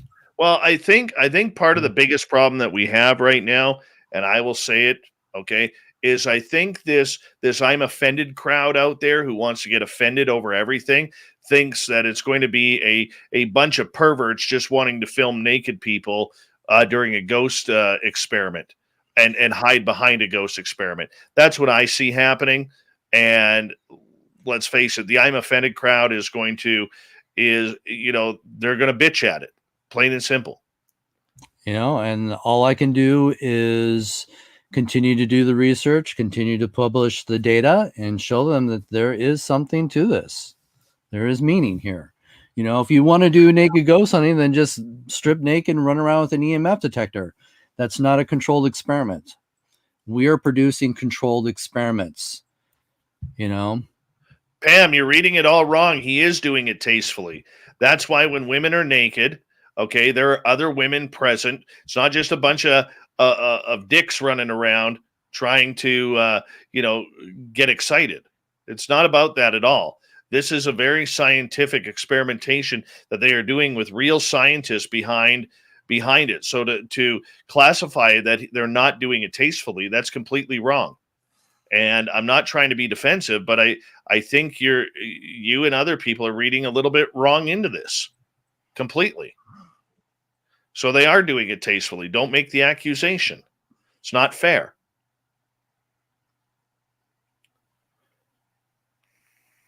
I always tell people, watch it for yourself. When it comes out, watch it for yourself. Give it a chance. Absolutely.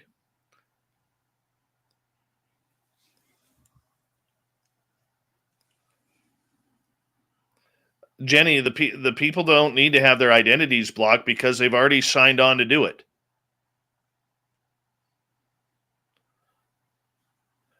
Dale, there are scientists involved, so you can't sit there and say without being there that it's not scientific at all. You aren't in the controlled environment that they've created.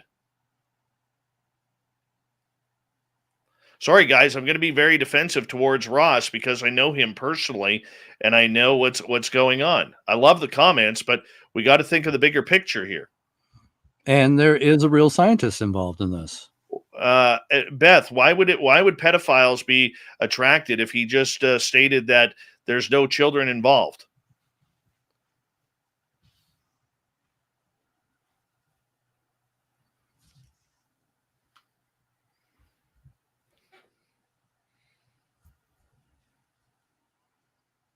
All right, here we go.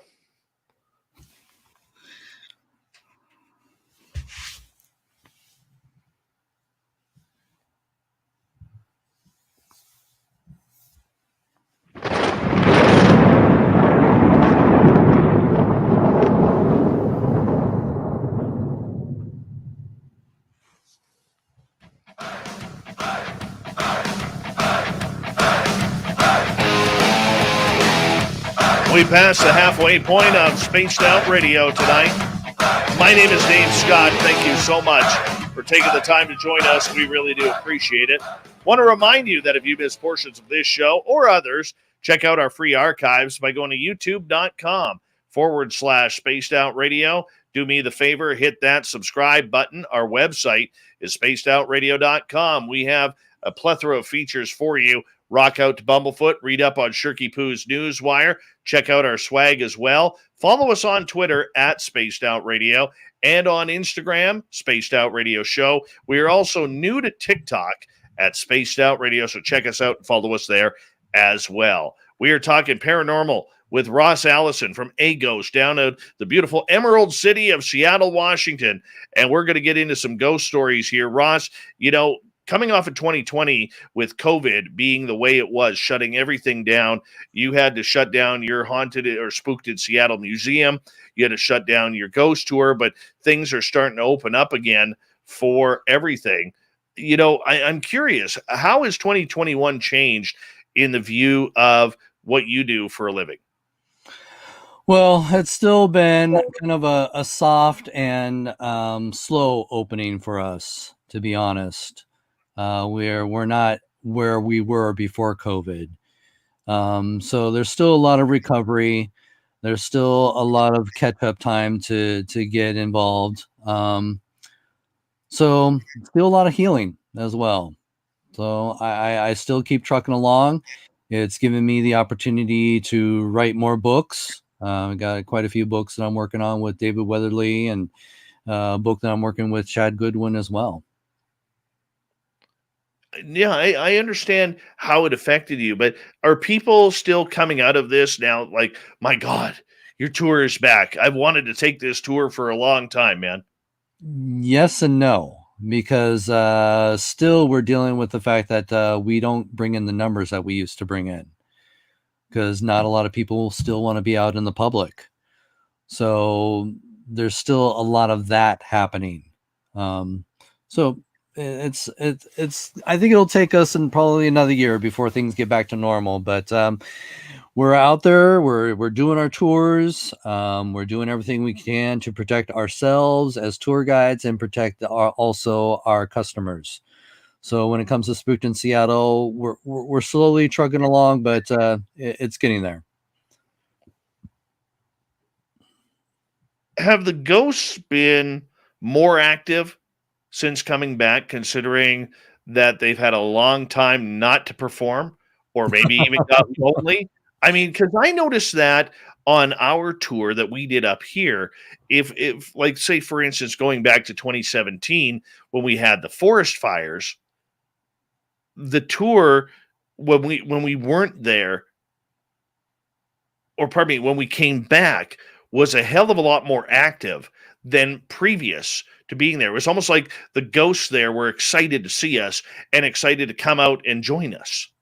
Yeah, in fact, I found that when we started our investigations back up through Spooked in Seattle, the public investigations, that people were walking away with a lot more evidence. So, if you think about it, if you're a ghost and you go through this long period of no attention, and then all of a sudden you're getting that attention again, yeah, I think very well that stirs up a lot more activity. What's been your best results of 2021? To be honest, I think a lot of it is still going into the documentary with Parasense. We've gotten some really great experiences, especially when you conduct a controlled experiment. And we look everybody over, we follow them with the camera, make sure everything, that there's no marks on them, no scratches, or any marks that they could identify as being caused by paranormal. So you look the subject over, you look their body over, make sure there's no marks or scratches. You even ask them the control questions, are you feeling any, burning or itching sensations? And, they'll tell us. Then they do the experiments. And lo and behold, during one of those controlled experiments, one of our subjects actually came back after the experiment with a scratch on them. And so we watched this happen in a controlled experiment. And it actually was a very emotional experience for me, because I've heard a lot of people tell me that they've been scratched. And it's one of those things that you really can't prove that. But, of course, you want to give that individual the credibility of when they claim that they've been scratched. And now here's a situation where I looked the subject over. We know that there was no scratches on him. And then right after the experiment, we looked him over again, and there is this bleeding scratch on that individual. And there was nothing during the experiment, because they're sitting there perfectly still, and there's nothing to scratch them. And yet here's this bleeding scratch on them. So for me to experience that personally was very emotional. Why did it bring emotion out of you? Because it's just one of those things that I feel I'm on the right track in what I'm doing in validating these encounters. So to actually witness that and not question that at all, because every time, when I have that kind of experience, I'm always questioning myself.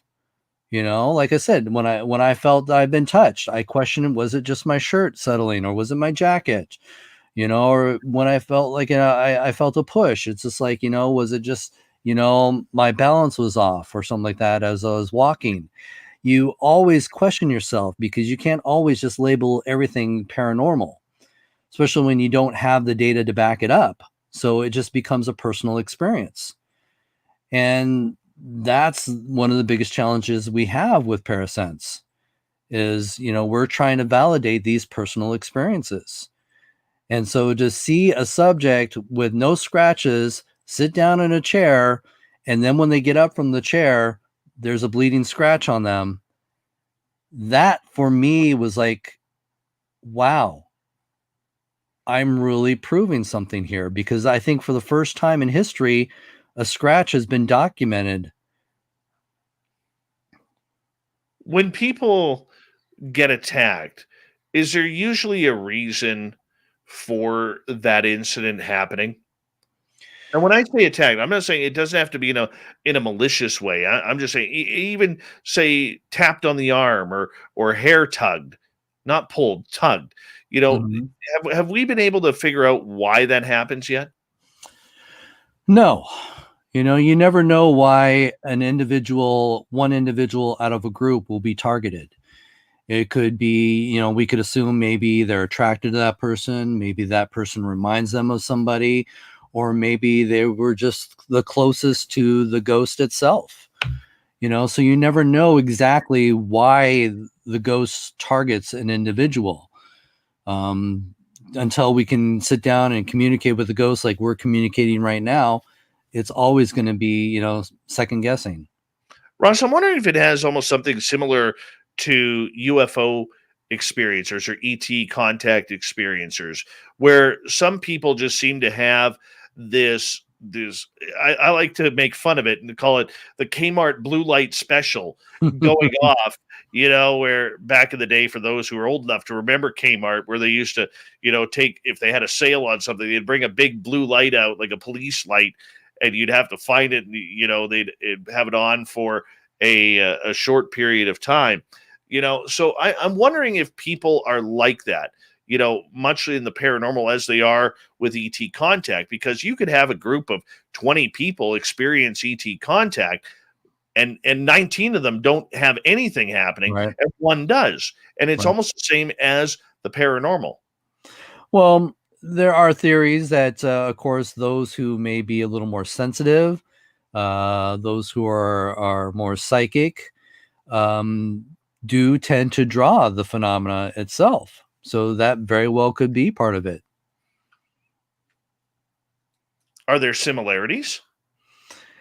I don't know if there's similarities. I honestly have not done enough research in the UFO field to see exactly what's going on. But I think with the data that we're collecting, it may help the UFO field. Because again, there's that root. Very interesting.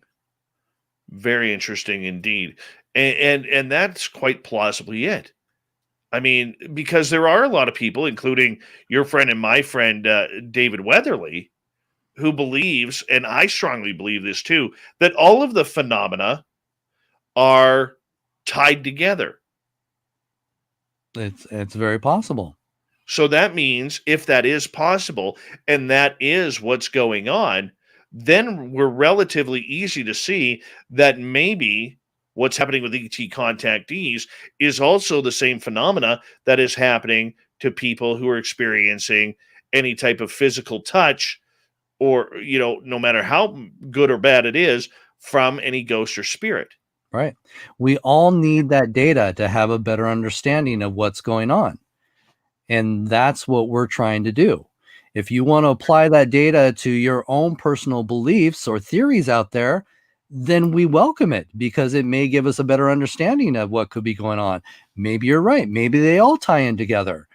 But we have to have that understanding. We need that data. And that is what we're trying to do. Okay. Is there the equipment to record it? Yes. And we're constantly updating that equipment. So when we've put together the Spectre system, we have put in various different sensors that have never been used in the paranormal field, sensors that are extremely sensitive. And we are putting those sensors around the subject.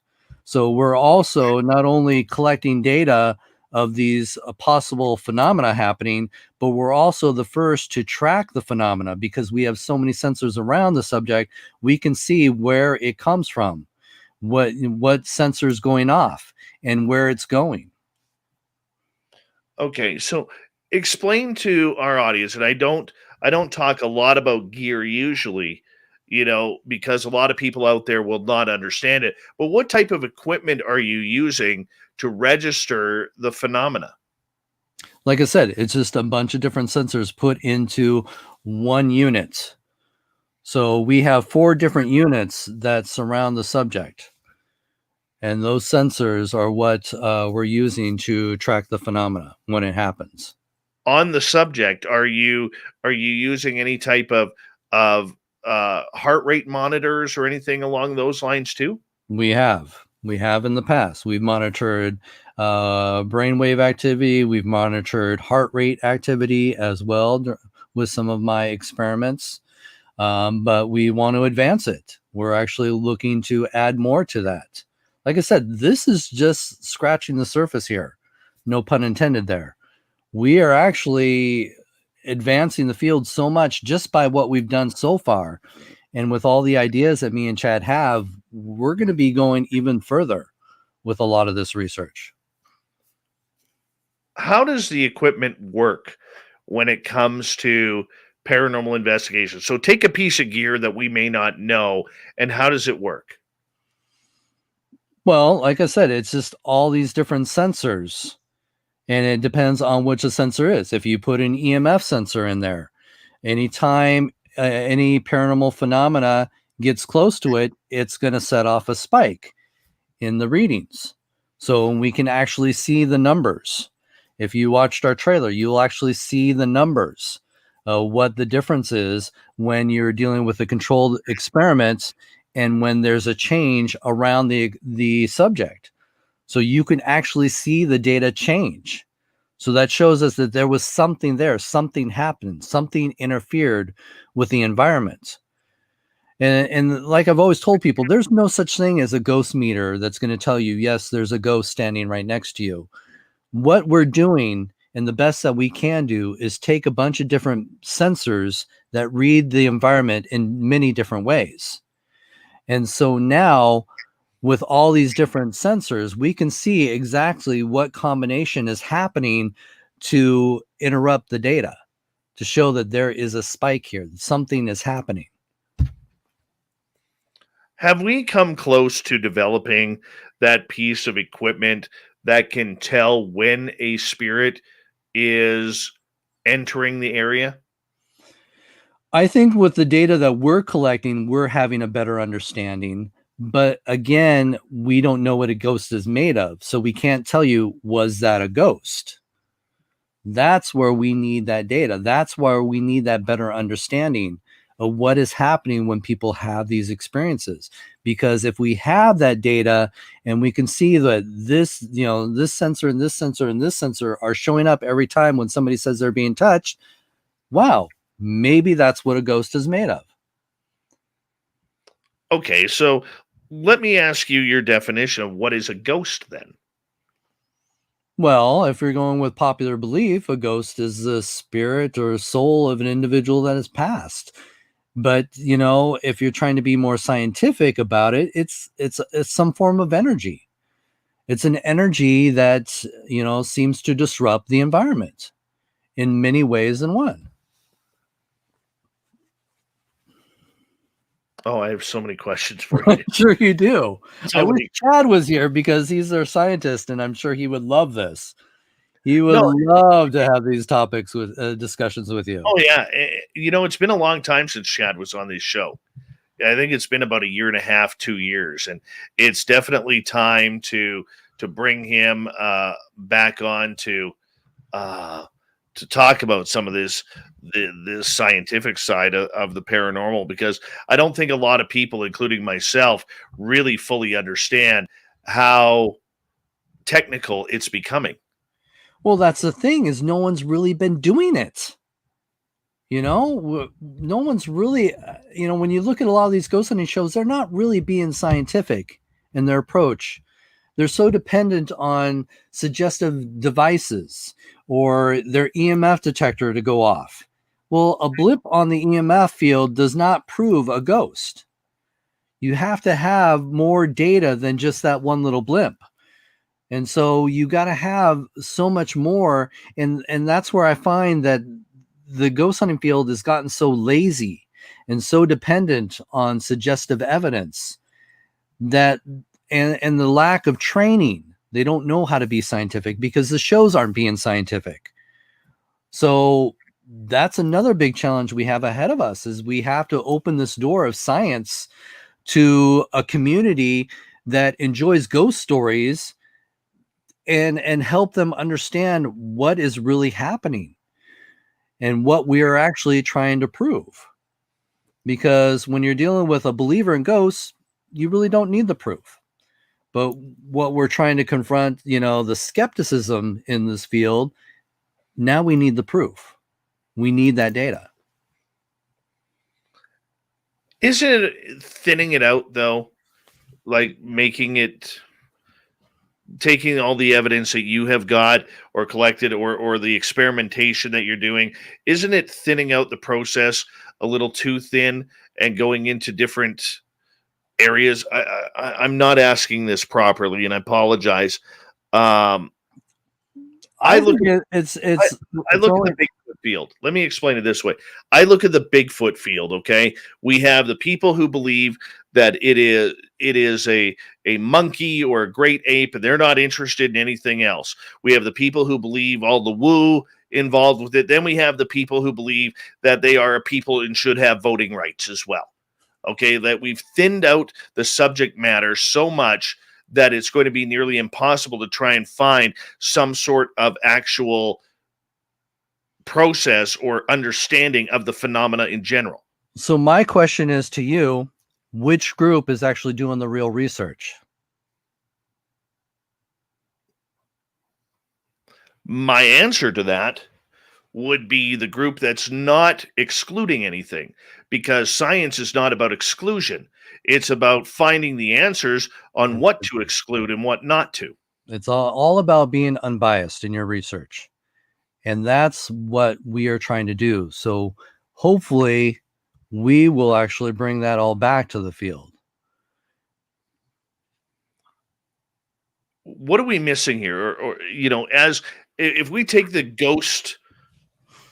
paranormal field in one giant umbrella term, what do you think we are missing regarding the data of actually proving the existence of ghosts, spirits, entities, hauntings, whatever we want to call it?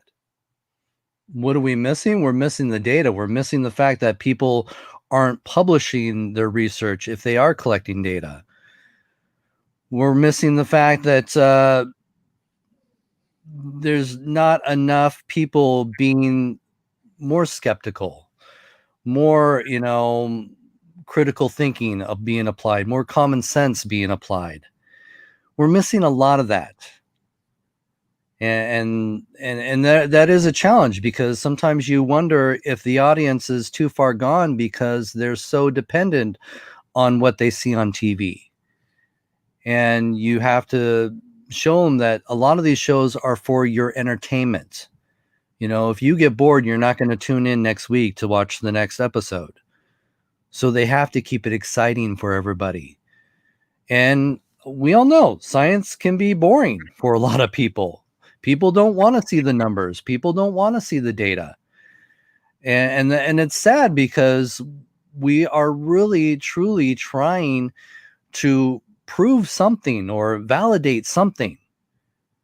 And this is the way to do it. So if you are having those experiences, those paranormal experiences, wouldn't it be nice to show that there's data to back that up as well? Well, that's what we would all hope. Right. Television tells something different. 98% of the ghost hunters out there say something different. And if those ghost hunters are truly trying to have a better understanding of what's happening in this field, you would think that they would want to come to us and say, hey, teach us, show us what we're doing wrong. Because we would love if the community was out there doing what we're doing, because we can't do it all on our own. We need people out there helping us to collect more data and research. That would require a full database, though, would it not? And that's where I see a lot of the difficulty coming on in, because not everybody wants to share evidence or help another team out. True. But there are people, even if it is a small majority of like-minded people, that really want to have a better understanding, that will really want to be more scientific in their approach. And we need to all come together and start here. Okay. How would you go about doing that, though, in trying to build that team of, whether it's 10, 30, 100 different groups, to kind of come together and actually present their evidence together? By publishing our research. That's the first step. When other people who are like-minded and see our research, they will reach out to us and say, wow, this is awesome. We want to get involved. Wow, that I would love to see that happen, Ross. I So really I. I really would. I just don't know, and I'm not trying to sound negative here. I just don't know if it's possible with the egos that are involved in this field. Like I said, there are still a lot of good people out there that, believe in what we're trying to do. And I think those are the people that are going to help us pave the way as well. So even if we start as a small community, that's great. We can only build from there. When we come back from the break, I'd love for you to tell some spooky stories, because You bet.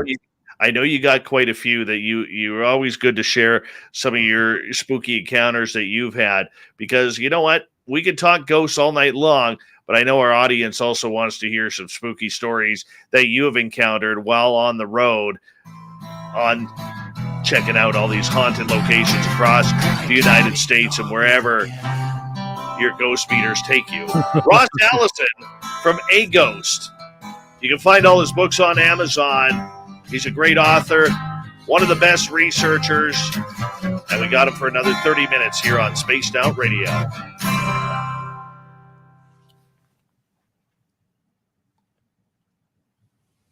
All right, bud, I'm going to take a quick bathroom break. I'm just going to take you out of here for a few seconds, and then I'll be right back, okay? All right, sounds good. All right.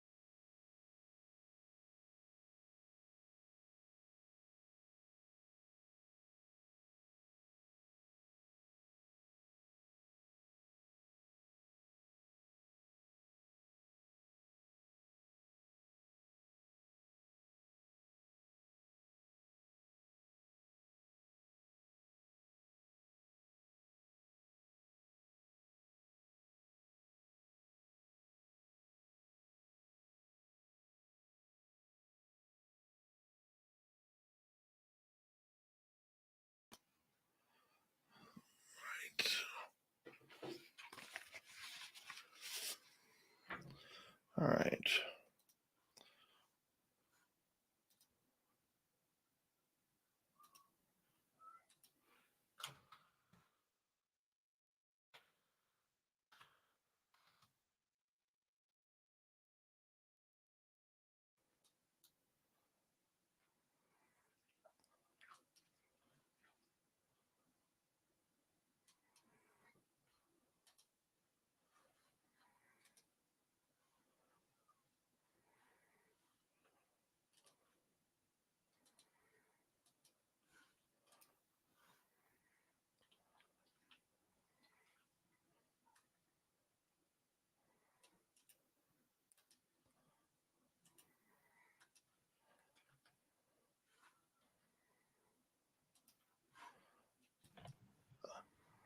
Love the hat, man. Love the hat.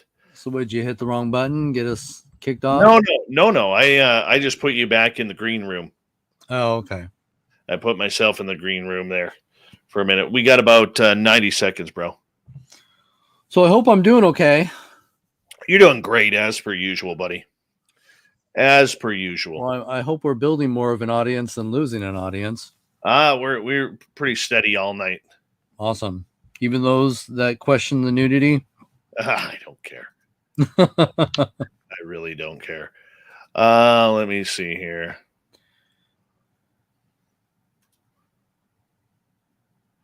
Oh, let's go here. You know, and I think people don't realize that nudity is not, they're not really naked when you see them. Everything's blurred out. You know, so you have that element as well. Very true. Very true. Dude, I can't wait to get you back up here, man. I really can't.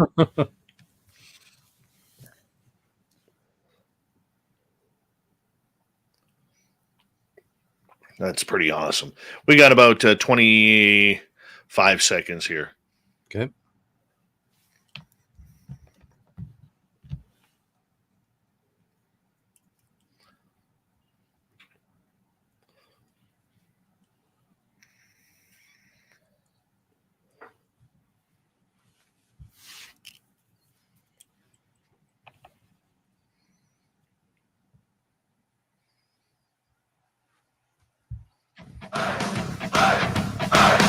Would you like to connect with us? Head to spacedoutradio.com for all your latest show info. Now, back to Dave Scott and SOR. Here we go with the third and final hour of Spaced Out Radio tonight. My name is Dave Scott. Thank you so much for taking the time to join us. We really do appreciate earning your listening ears wherever you are on this beautiful planet we call Earth. Hello to everyone listening in on our terrestrial affiliates around North America, digitally on TalkStream Live, Revolution Radio, and KPNL. All of our archives are free. Just go to youtube.com/Spaced Out Radio. Do old Davey the favor, hit that subscribe button. The Desert Clam has set the password for tonight in the SOR Space Travelers Club. Malapert. Malapert is your password. Use it wisely, space travelers, as a clam sets a password each and every night right here on Spaced Out Radio. Our website is spacedoutradio.com. We have a plethora of features for you. Rock out to Bumblefoot, read Shirky Poo's Newswire, check out our swag as well. Follow us on Twitter at Spaced Out Radio, Instagram, Spaced Out Radio Show, and now on TikTok at Spaced Out Radio. For the final time tonight, from Seattle, Washington, Ross Allison. His team is called A.G.H.O.S.T. down in the Emerald City, checking out everything that is paranormal and supernatural. And for the final half hour that we have Ross here, we're going to get into some of his more creepy stories that he has investigated over the years. Ross, welcome back. Always good to be here. All right. Now, you're a guy who has pretty much been there and done it all when it comes to the paranormal. You've experienced a lot. Is there a happenstance that you've experienced that you just would not want to happen again? To be honest with you, no.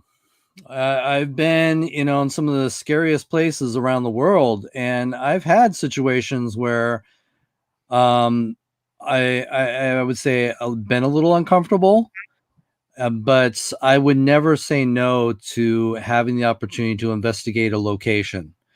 whether it's positive or even in the negative. You know, I got to investigate the place, where the Exorcist case took place, and had some pretty, crazy phenomena happen. Phenomena where I captured an EVP that when I'd ask, can you tell me whose room this is? And again, this is the room. If you're not familiar, let me do a back up here. I investigated the room where the Exorcist case took place, and that was at St. Louis University. And the boy had been moved around during the exorcism because the church believed that they could not perform a full exorcism on him in the church because this could possibly kill him. So they had performed multiple exorcisms on him in various secret locations before they finished the last exorcism at the hospital. Now, I was in the room where an exorcism took place. It was abandoned, filled with dead birds. That makes it even more creepier. And all the equipment is going off like crazy. And as all the equipment was going off, I decided to try for some EVPs as it started to slow down a little bit. And I had asked the question, can you tell me whose room this is? Well, when I finally got a chance to listen to my recordings when I got home after my lecture tour, I actually captured the voice responding, it's mine. But it actually said, before it said that, it said, F you, it's mine. So, yeah. So that was pretty intimidating, and I would go back in a heartbeat. Now, I will be honest, there are places I would not want to investigate alone for safety reasons, but I would go back, definitely, because how can I call myself a paranormal investigator if I'm too afraid to investigate the paranormal? Well, I got to ask, what are some of those places that you would love to investigate, but never alone? I mean, that sounds pretty creepy. Well, going back to where the Exorcist case took place, that would be a good one that I definitely would want somebody with. My experience at the Bel Air House in Bel Air, Ohio, that place has been featured on a few television shows as well. And that was probably the first case throughout my career that doing the investigation. Now, I was a guest investigator with a team that likes to do investigations by themselves. So they'll separate alone into various locations on the property, and they'll have cameras on them, to validate their experience. I don't believe in investigating alone because, again, for, safety reasons and for credibility reasons, you want to see what, have somebody there to validate your experience. So being that they, do their experiments with cameras on them, I was a little more open to it because, again, if anything's to happen, at least I have some validation with the cameras, hopefully capturing what happened. So for the first time in my career, I didn't want to do this. I did not want to be in this room. And now this is the room that they call the rape room because people, or I should say women, had been physically attacked in this room. And I just did not want to be there. I just had this feeling and this aching feeling, and I was getting mad at myself. I was just like, come on, Ross, you can do this. What's the big deal? You've done this plenty of times. And so there was that frustration inside of me, and I was fighting it. And so I was in the room. I was just trying to get through it. I had asked the question, can you give me a sign that you're here? And after I'd asked that question, the thermal camera flew off the tripod into the air. I screamed. It is on camera. And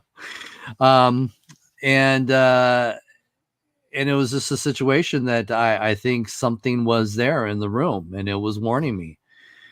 Now, that is a place that I would definitely go back to, but I would not want to be alone. Have you ever had a situation that you felt was uncontrollable, that you couldn't get out of? And I think of David Spink's house when I'm thinking about this, or maybe I remember you talking when you checked out and investigated the old Brushy Mountain prison. And what was the question again? In regards, you were in a situation that you had zero control of what was going on. Well, you always have zero control of what's going on whenever you investigate the paranormal. It's, as I've said, it's all about being at the right place at the right time. You never know what's going to happen. You just are hoping that you'll be prepared and be able to capture the phenomena to validate the experience. So you're never in control when you go into a haunted location. Out of all the haunted cases that you have taken part of over the last 30 years, what's the most memorable for you? Well, the other two that I talked about, Yeah, besides definitely. Gosh, I'm trying to think. Another great one was when we investigated Chillingham Castle, because I do travel all over the world doing this. And Chillingham Castle is notorious for being one of the most haunted locations in the UK. And we had the place. It was a very small group staying there, so we went when it was more in the off season because we wanted to make sure that we'd have more of a controlled environment. Unfortunately, it's very, very, very expensive if you want to rent the place for yourself. So we end up having to do one of the public events, and we took the tour. And there was probably just two other groups of 3 to 4 people. So it was nice because they weren't actually ghost hunters. They were just tourists staying at this beautiful historic castle. We were the only ghost hunters there. So during the tour guide says, no one wants to be in the woods or can be in the woods on the property at night after midnight. Why? They can't. They say they freak out and run right back into the castle. Well, for me, that's challenge accepted. All right. So after midnight, we go into the woods, and it's just outside the castle, so we can still see the castle, but it was an extremely dark night. I mean, it was so dark you could barely see the hand in front of your face. It was that kind of darkness that you're dealing with out. And this castle is in the middle of nowhere, literally in the middle of nowhere. So we're out in these woods walking around, and we hear women starting to talk. Now, there are stories of you'll hear, women talking and singing and humming in the woods. And so we're like, oh my gosh, is this paranormal? But then I also remembered that there were a group of females that were staying at the castle. So I immediately thought, okay, they're probably coming out to see what happens after midnight as well. Now we're looking around for them because, again, it's so dark, you would at least need a flashlight to see around. We had to have flashlights to see around in the woods. And so I'm looking around for their flashlights to see where they are, and there's no flashlights. And I can't, pick out where they're coming from because the noise is coming from all different directions. And then we just realized, wow, could this be that paranormal experience that people talk about when they're in the woods, hearing those ladies out there talking and singing? My goodness. And I'm assuming that no matter how far you went into the forest, the sound never got louder. It never got quieter. It stayed exactly the same. Yeah. Because literally, I was trying to debunk it. I was thinking it was the tourists, that group of tourists. See, here's one thing that I've noticed, and one of the things that baffles me is I think ghost hunting in nature is a way different ball game than going to a house or a castle or a cemetery or a haunted prison where you have walls around you. When you have nature where there's no walls, where there's nothing holding in anything, I mean, you don't know where these sounds are coming from. You don't know what's creating these sounds. Could it be ghosts? Could it be fairies? Could it be gnomes? Could it be anything, under David Weatherly's library, that's really causing all of this? How different is it, investigating outside in a situation like that comparatively to investigating inside that castle or any other sort of building? Well, it is a much bigger challenge because you're right. You're not in a controlled environment. You're dealing with all kinds of different elements. And so you have to be aware of that when you go into the outdoors So in a situation, yeah, you're dealing with animals that could be making noises. You can't assume every, tree branch that you hear break is a ghost. It could be other things out there. And so you really have to apply those debunking skills before you can label anything paranormal. Very true. Have you ever had an encounter where another part of the phenomena has taken place? And what I mean by that is a lot of people who have had ghostly encounters may see a UFO or a cryptid of some sort. Have you ever had anything like that happen? Me personally, no. Now, I have heard the stories, and I keep an open mind. I know you're a big believer in them all colliding together. I'm not sure. My main focus has always been ghosts. I've always been fascinating with that element of the paranormal field. So that's where my passion lies, doing ghosts and dabbling a little bit in psychic phenomena as well. So when it comes to do those worlds, connect in some way, I'm not sure. I've never experienced, Bigfoot on a ghost investigation. I've never experienced UFOs on a ghost investigation. But again, not enough data out there and information to completely understand what's going on. But you're not ruling it out either. I can't. That's what I like about you. You're not ruling out anything until the evidence says otherwise. Exactly. Okay. So as we continue on here, I would love to learn a couple more spooky stories from you. You've been right across the United States. You've investigated a little bit here in Canada as well. For you, we hear about all of the big locations, the popular locations where every paranormal team, wants to go and at least get their teeth in to say they've done, Gettysburg or Waverly Hills or Alcatraz. For you, is there a difference, or do you have a story from some little small part of America or Canada that people wouldn't know that you're like, this is a hot spot?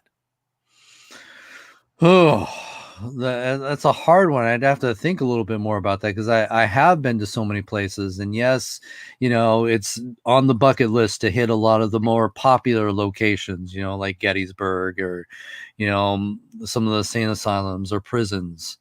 I think when it comes to more of the unknown locations, some of those come from having the opportunity to explore locations like with Merle. He's introduced us to some places that didn't have a big recognition, and to have the honor of being the first American group to investigate, Barkerville was amazing.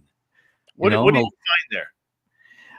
I found that, in fact, that was the beginning of the naked experiments. And we had a subject have some experiences in the old brothel.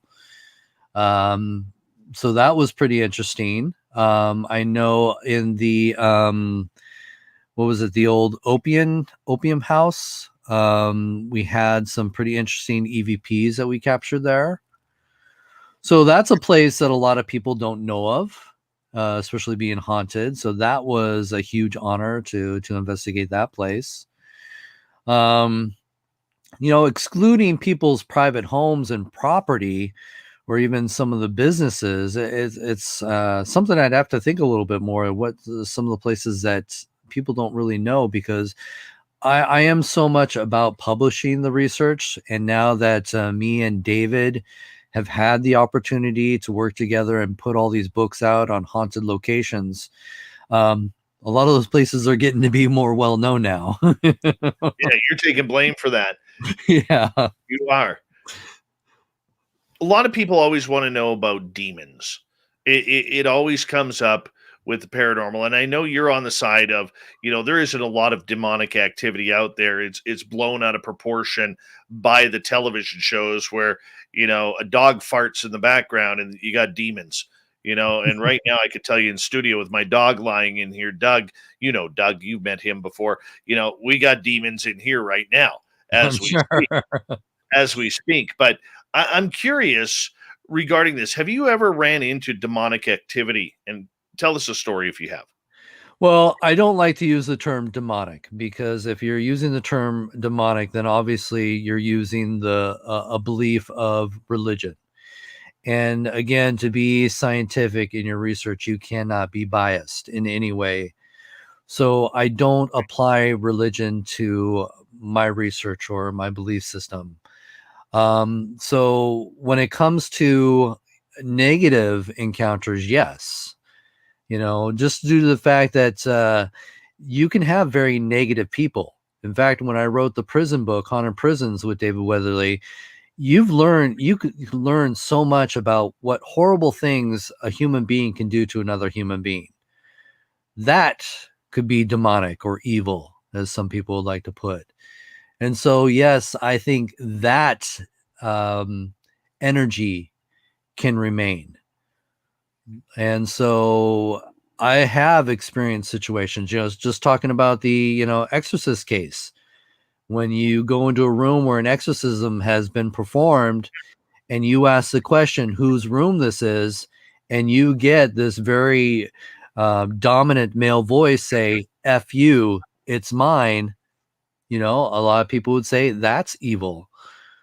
So, yes, I believe that there are very negative and hurtful entities out there, just like there are very negative and hurtful people out there as well. So that's my definition when it comes to a lot of the negativity you can experience in this field without calling it a demon. We have about 3.5 minutes left with you tonight. Ross Allison is our guest on Spaced Out Radio. Ross, what's your dream location? Where would you want to investigate? Well, I think my dream location would be going to places where I haven't been yet. I have been all over the world, from, Japan, China, investigating haunted locations throughout Europe, throughout the UK. I've been, to Italy. I've been to Greece and Turkey. I think for me, one of the big spots I'd like to investigate is, like, I've never been to Australia. So I'd love to go see some of the haunts in Australia. That would be an amazing adventure. So it's really hard for me to pinpoint a place, because I've been very fortunate to have the opportunity to investigate some of the most well-known haunted locations. Come on, there's got to be a dream. What about North America? Is there a dream? Well, I hear Merle's got some great places lined up for us if we ever get up there. So I would be honored to have those experiences as well. I don't remember all the names, but I'm sure you know some of these places he wants to take us to. Oh, that's Merle. That's Merle. That's if he's allowed, because there are teams in British Columbia right now trying to block every location possible. Uh-oh. Yeah, we got that going on up here. We got paranormal greed happening here in British Columbia. It is finally hit. Well, hit. The sad fact is that it does happen everywhere. I hear a lot of paranormal groups out there around the world that experience it from these competing, ghost hunting groups. And I feel that is the worst thing that we could be doing in this community, because we do need to share these locations. Because, as I said, it's all about being at the right place at the right time. We can't always be there.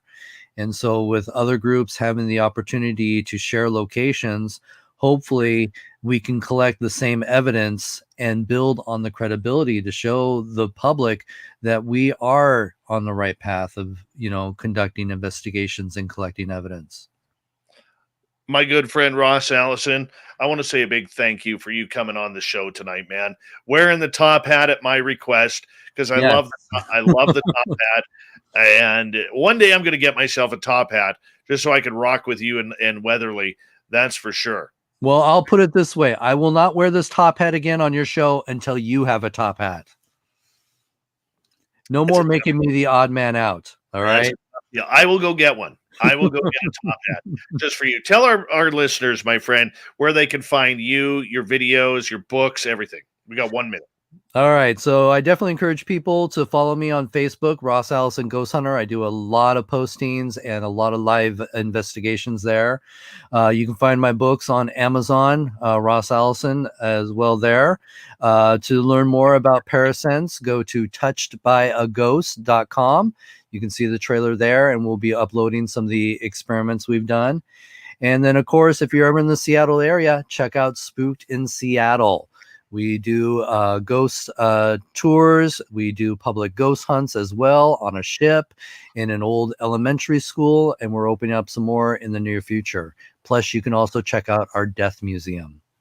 Right on, my friend. It's always a good time to have you on Spaced Out Radio. And for people listening, in just 2 nights' time, Ross will be back as we, the final Wednesday of every month, do a show called The Angry Ghost Hunter on the Spaced Out Radio YouTube channel. We'll get into some hot button paranormal topics then as well. Ross Allison, my good friend, thank you so much for coming on the show. Coming up next, the fedora-wearing John Hudson is back with the what do we call it? The unbiased UFO report. I'm so excited. John's back. I can't even say the name. We'll be back right after this. Great show, buddy. Awesome. Great show. Loved it. Loved it. Well, Loved I hope it. the audience liked it too. You know, Well, like I said, it was some mixed feelings in there, man. Some mixed feelings in there, but that's okay. It was a damn good show as per usual, but I always appreciate you. You're so knowledgeable and candid with your research. You're like I brag all the time to our audience. You're one of the best. You really are one of the best. And I just strive to hopefully get other people to join me. You know. I'm on the Ross Allison team, man. Well, hopefully once, Parasense gets out there and people can see the research from the beginning to the end, they'll be more open to it. That's all I ask.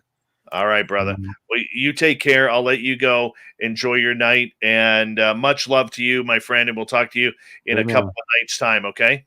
All right. You take care. Be safe. All right, buddy. Take care. Good night. All right. Ross Allison, everybody. Ross frickin' Allison. Love him. Love him. All right. Just wait for John to connect, and then we'll be good.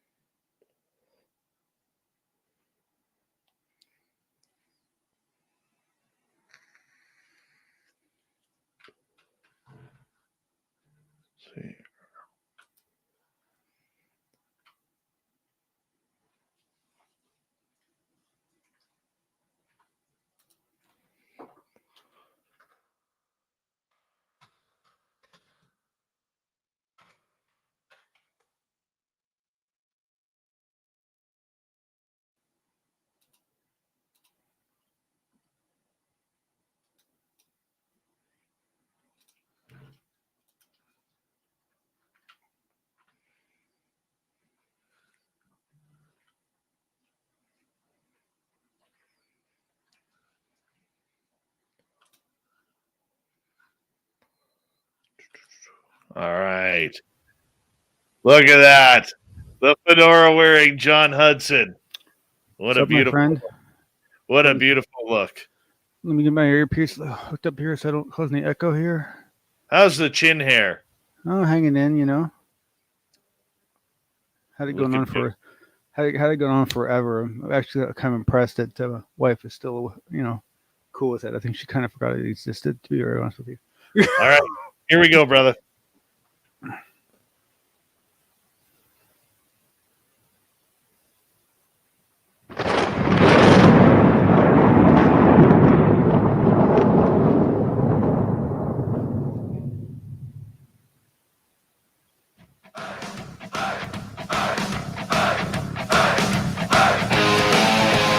We rounded third. We're heading for home tonight on Spaced Out Radio. My name is Dave Scott. Thank you so much for taking the time to join us. We really do appreciate earning your listening ears. Want to remind you that if you missed most of this show or others, check out our free archives by going to youtube.com/Spaced Out Radio. Do me the favor, hit that subscribe button. Our website is spacedoutradio.com. We have a plethora of features for you. Rock out to Bumblefoot, read Shirky Poo's Newswire, check out our swag as well. Follow us on Twitter at Spaced Out Radio, Instagram, Spaced Out Radio Show, and now on TikTok at Spaced Out Radio. It is time once again for the unbiased UFO Report.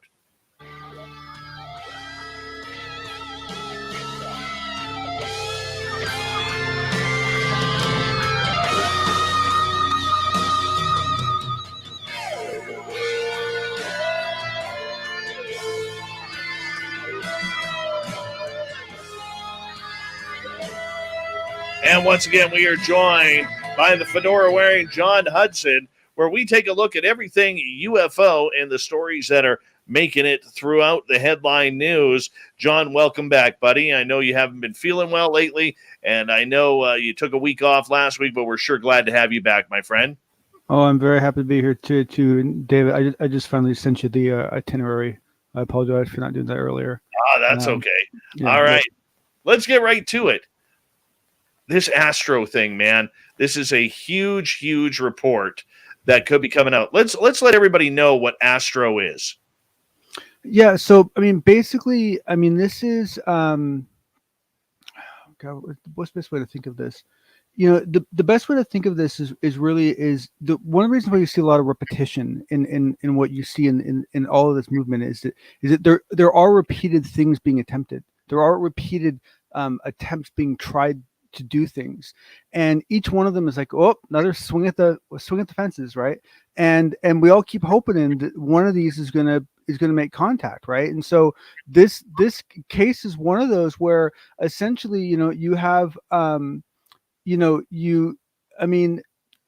basically it's twofold, right? It's one that it has a lot of very cool provisions in it. It's written in a way that's very sensical. It's very logical to me anyway.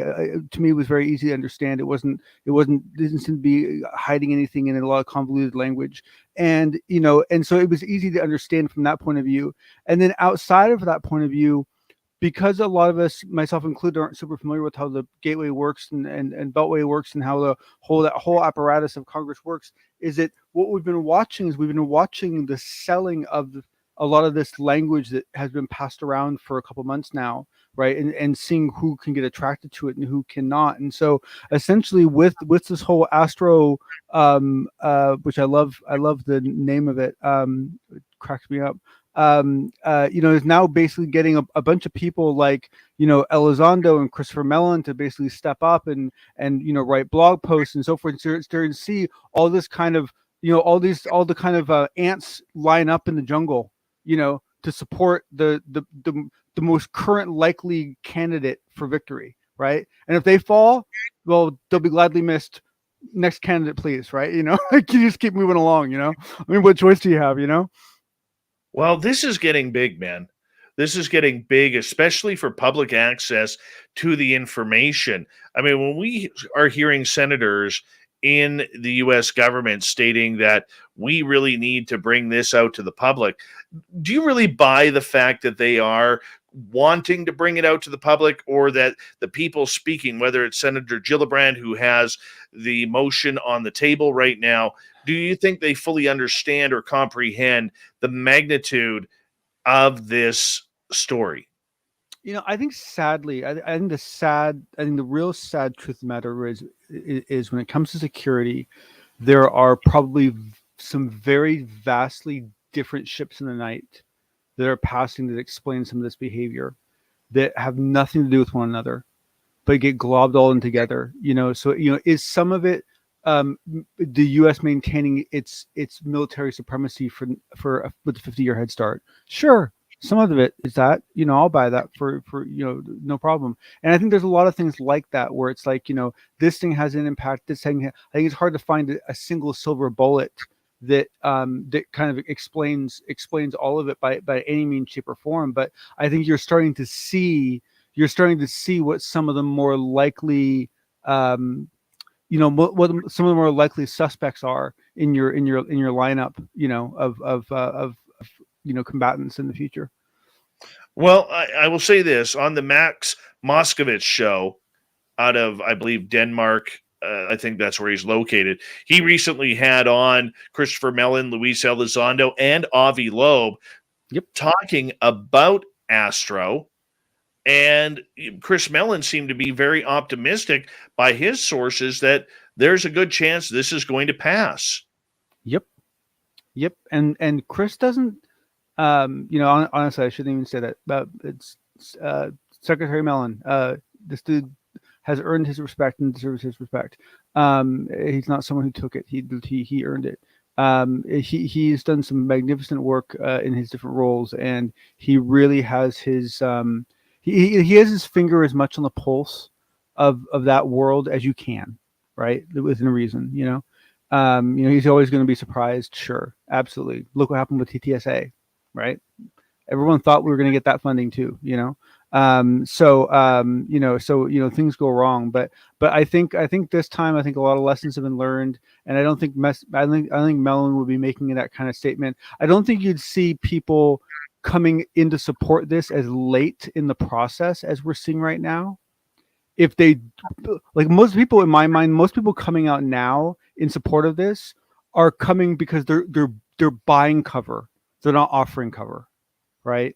Now they're seeing this as something that's going to work, and they're trying to get cover from it. They're not people who are looking for someone straddling in the field, and they've run out with a bunch of leaves to help block their sunlight so they make it in. That's not this group, right? This is a different scenario. So it's so much fun to watch, and I didn't get to see all of Max's show, but if anyone hasn't checked it out yet, he gives a good perspective, and I encourage everyone to check it out. What would be the benefit of posting and having this program hit law in the United States?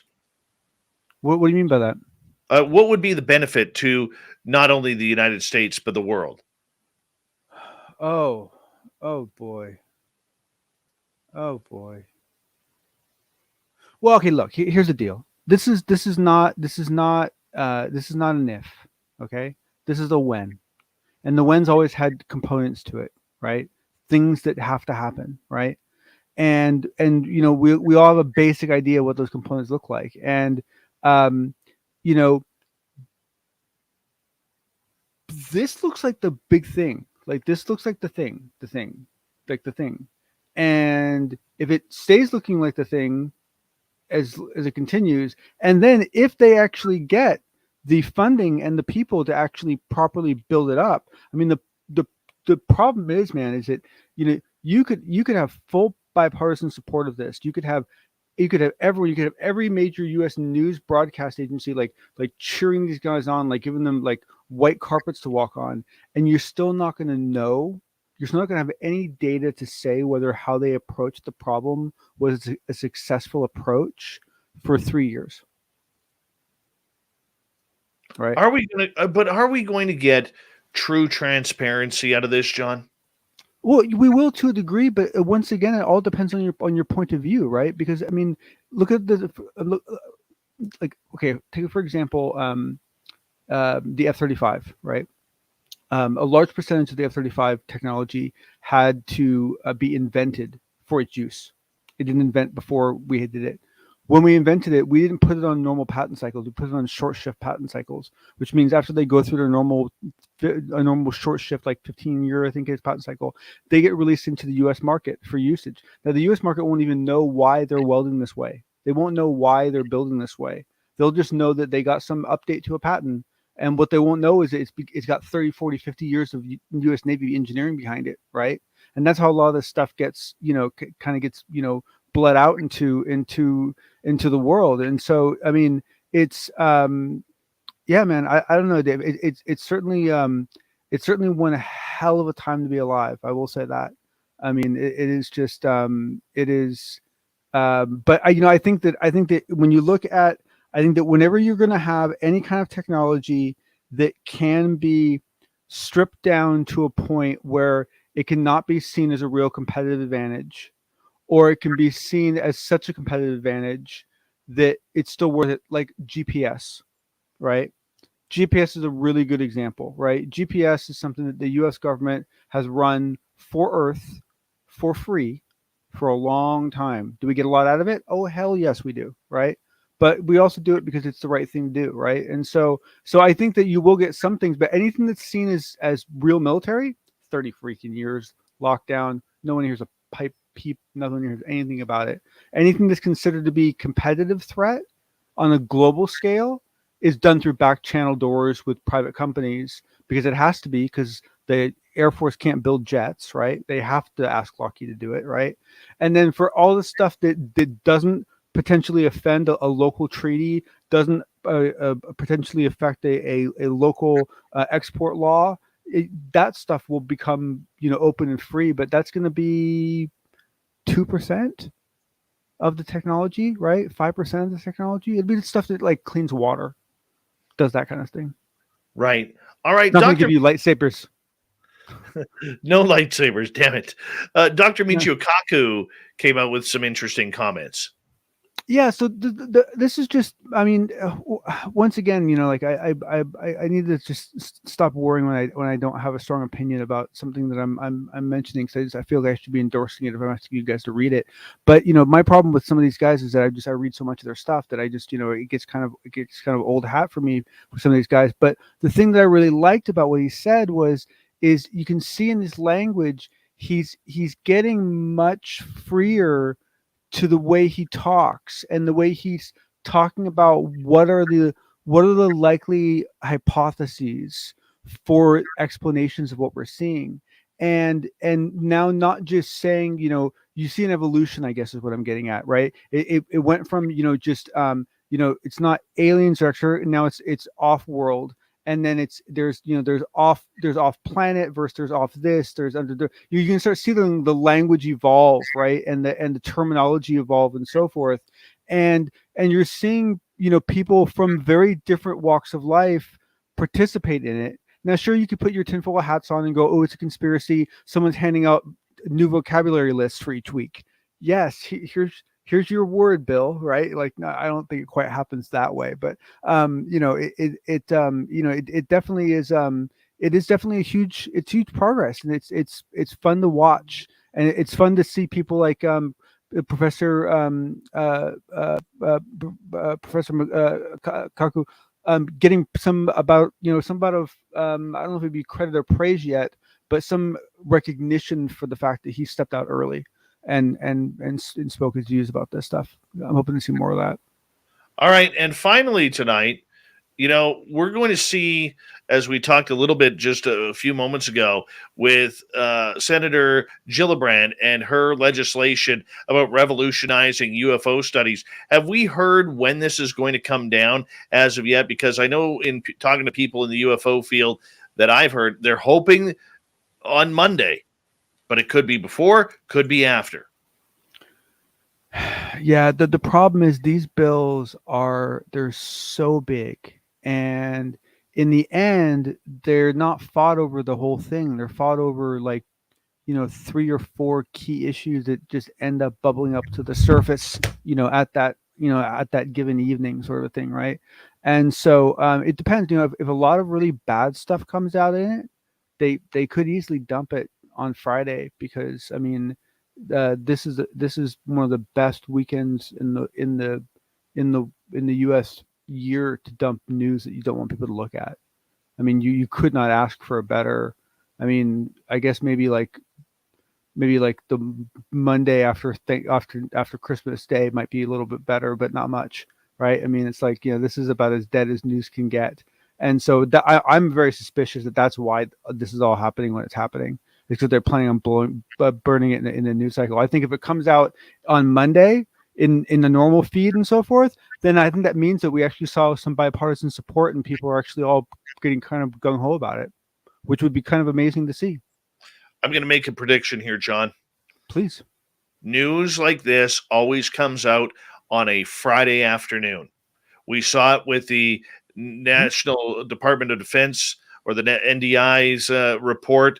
Other UFO news has come out on Friday. If the government doesn't want people to speak to them about something and they want to test the public reaction, they have the weekend to do so. I think this comes out this Friday afternoon, sometime between 3 p.m. Pacific time and 6 p.m. Pacific time is when it will be released. That's my opinion. John, always good to have you back here on the Unbiased UFO Report. We'll talk to you in a little bit here. Let's get to Shirky Poo's news.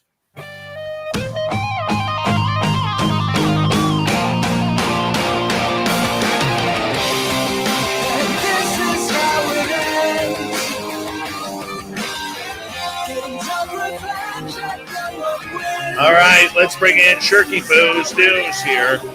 The head of an Italian marble statue in a New Brunswick cemetery was left next to the monument after more than 2 decades after it was stolen. Jenny Steves died at the age of 15 in 1900, and her mother had an Italian marble statue erected in her honor at the family's plot in the Grays Island Cemetery in Hillsborough in 1930. The statue was subject to numerous acts of vandalism, and in the ensuing decades and in the 1990s, the head disappeared. Kathleen Wallace, whose father was a nephew of Steve's mother, said the statue had long been the subject of local superstitions. There were all kinds of stories about the monument, that it was haunted, that the eyes had rubies in them, but none of that was true. It was just put there for the family plot and especially in the memory of Jenny. Wallace said that she and her sister filed police reports and offered rewards for the head's return when it was taken in the 1990s, but the disappearance remained a mystery. Wallace was then shocked when she saw a recent Facebook photo of the statue. It showed the statue with the head beside it, that the head had been returned. The cemetery's keeper brought the head to Wallace's home for safekeeping. Wallace and her sister Patricia said a relative of the person who created the statue has offered to restore it to its original condition. Moving on here, if you're a fan of the artist Banksy, well, you can get a piece of his artwork for down to $60 from a New York subway station. Yep. Over the summer, Banksy hit the British seaside for his Great British Spraycation, painting a string of graffiti murals around the areas and later confirming the works. Now, according to TikTok, it seems the elusive artist is back, this time selling works inside the New York subway station. Speaking in a TikTok, 26-year-old Colleen Alexander explained that she was switching trains on her way home from work when she passed an art exhibition at the 14th Street and 8th Avenue stations with pieces resembling Banksy's work. There were pieces of art scattered on the subway stop floor, no tarp, no plastic, nothing protecting them. She said, noting that she had just read about New York's recent Banksy exhibition. Recognizing the work, she chose to avoid filming the expedition to protect the artist's privacy. I didn't want to make light of it. It had his classic cash or Bitcoin only. This is not a photo opportunity, signs, and there was no one there. The paintings were just sitting there. Wow. Why can't that happen to me? I'm a giant Banksy fan. Giant Banksy fan. All right, moving on. Bad place for a flamingo, unless you're in Canada. A zoo in Quebec said a pink flamingo escaped. And where did it escape to? Well, it was found loitering in the parking lot of something truly Canadian, Tim Hortons. The Granby Zoo said the flamingo flew the coop and was spotted by customers in the parking lots of the local Tim Hortons donut shop.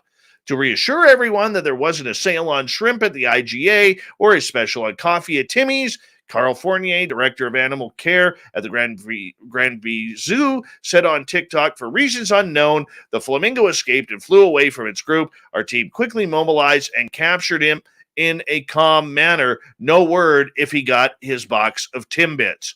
And finally tonight, police in Australia said a man was cited for driving without a license, and officers confiscated his unusual vehicle, a motorized cooler.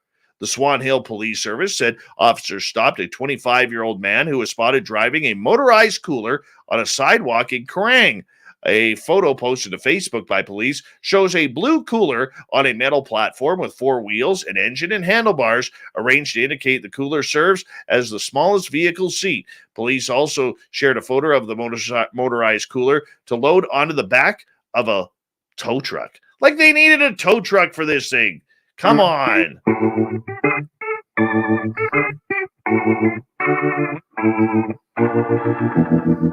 Here's your thought of the day.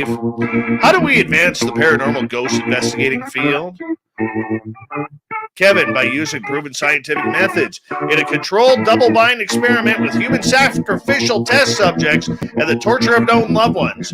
Otherwise, an everyday occurrence for Kevin. Joshua, not sure, but I feel like the TV shows that are now out don't help the cause. Lee, get rid of the fake ghost technology. Chris, quantum physics? Joe, to advance the field, we must go forward with pointy sticks. Dale, as R. Keith and Samantha Mowat about ghost researchers and other races, how about they conduct their research? I don't know. Gail, I suggest we leave it and them alone. If they wanted to interact, wouldn't they come to us? Maybe they already have, Shirky Poo. Death training for Nicole. Andrew, who are you not going to call? That's right, the Ghostbusters. Matt, get proton packs. Robert, stop preconceptions. Could be a good idea. Penman, you guys aren't watching enough paranormal shows like Ghost Nation and Ghost Adventures. Final word goes to Solomon. Stop being silly and grow up. Thanks, Solomon. We're all going to do that now. Thank you to everybody in the thought of the day. John Hudson for the unbiased UFO report, and Ross Allison for showing up on the show tonight.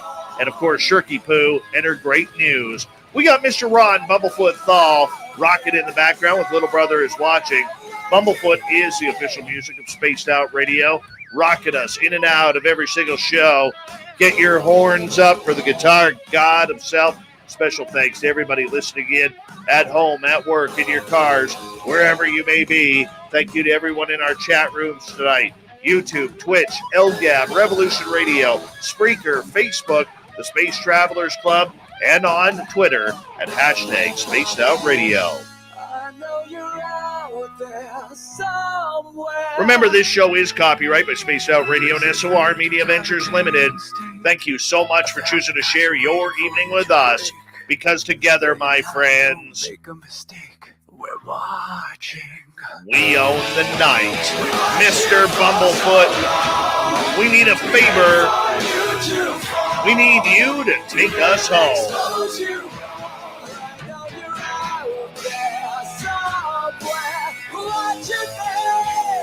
Yes, the Woo Train has docked for the night, but soon, my friends, we shall ride again. Your seats are always available. Your tickets never expire. And if you want to bring a friend, we've got room for them too. Good night.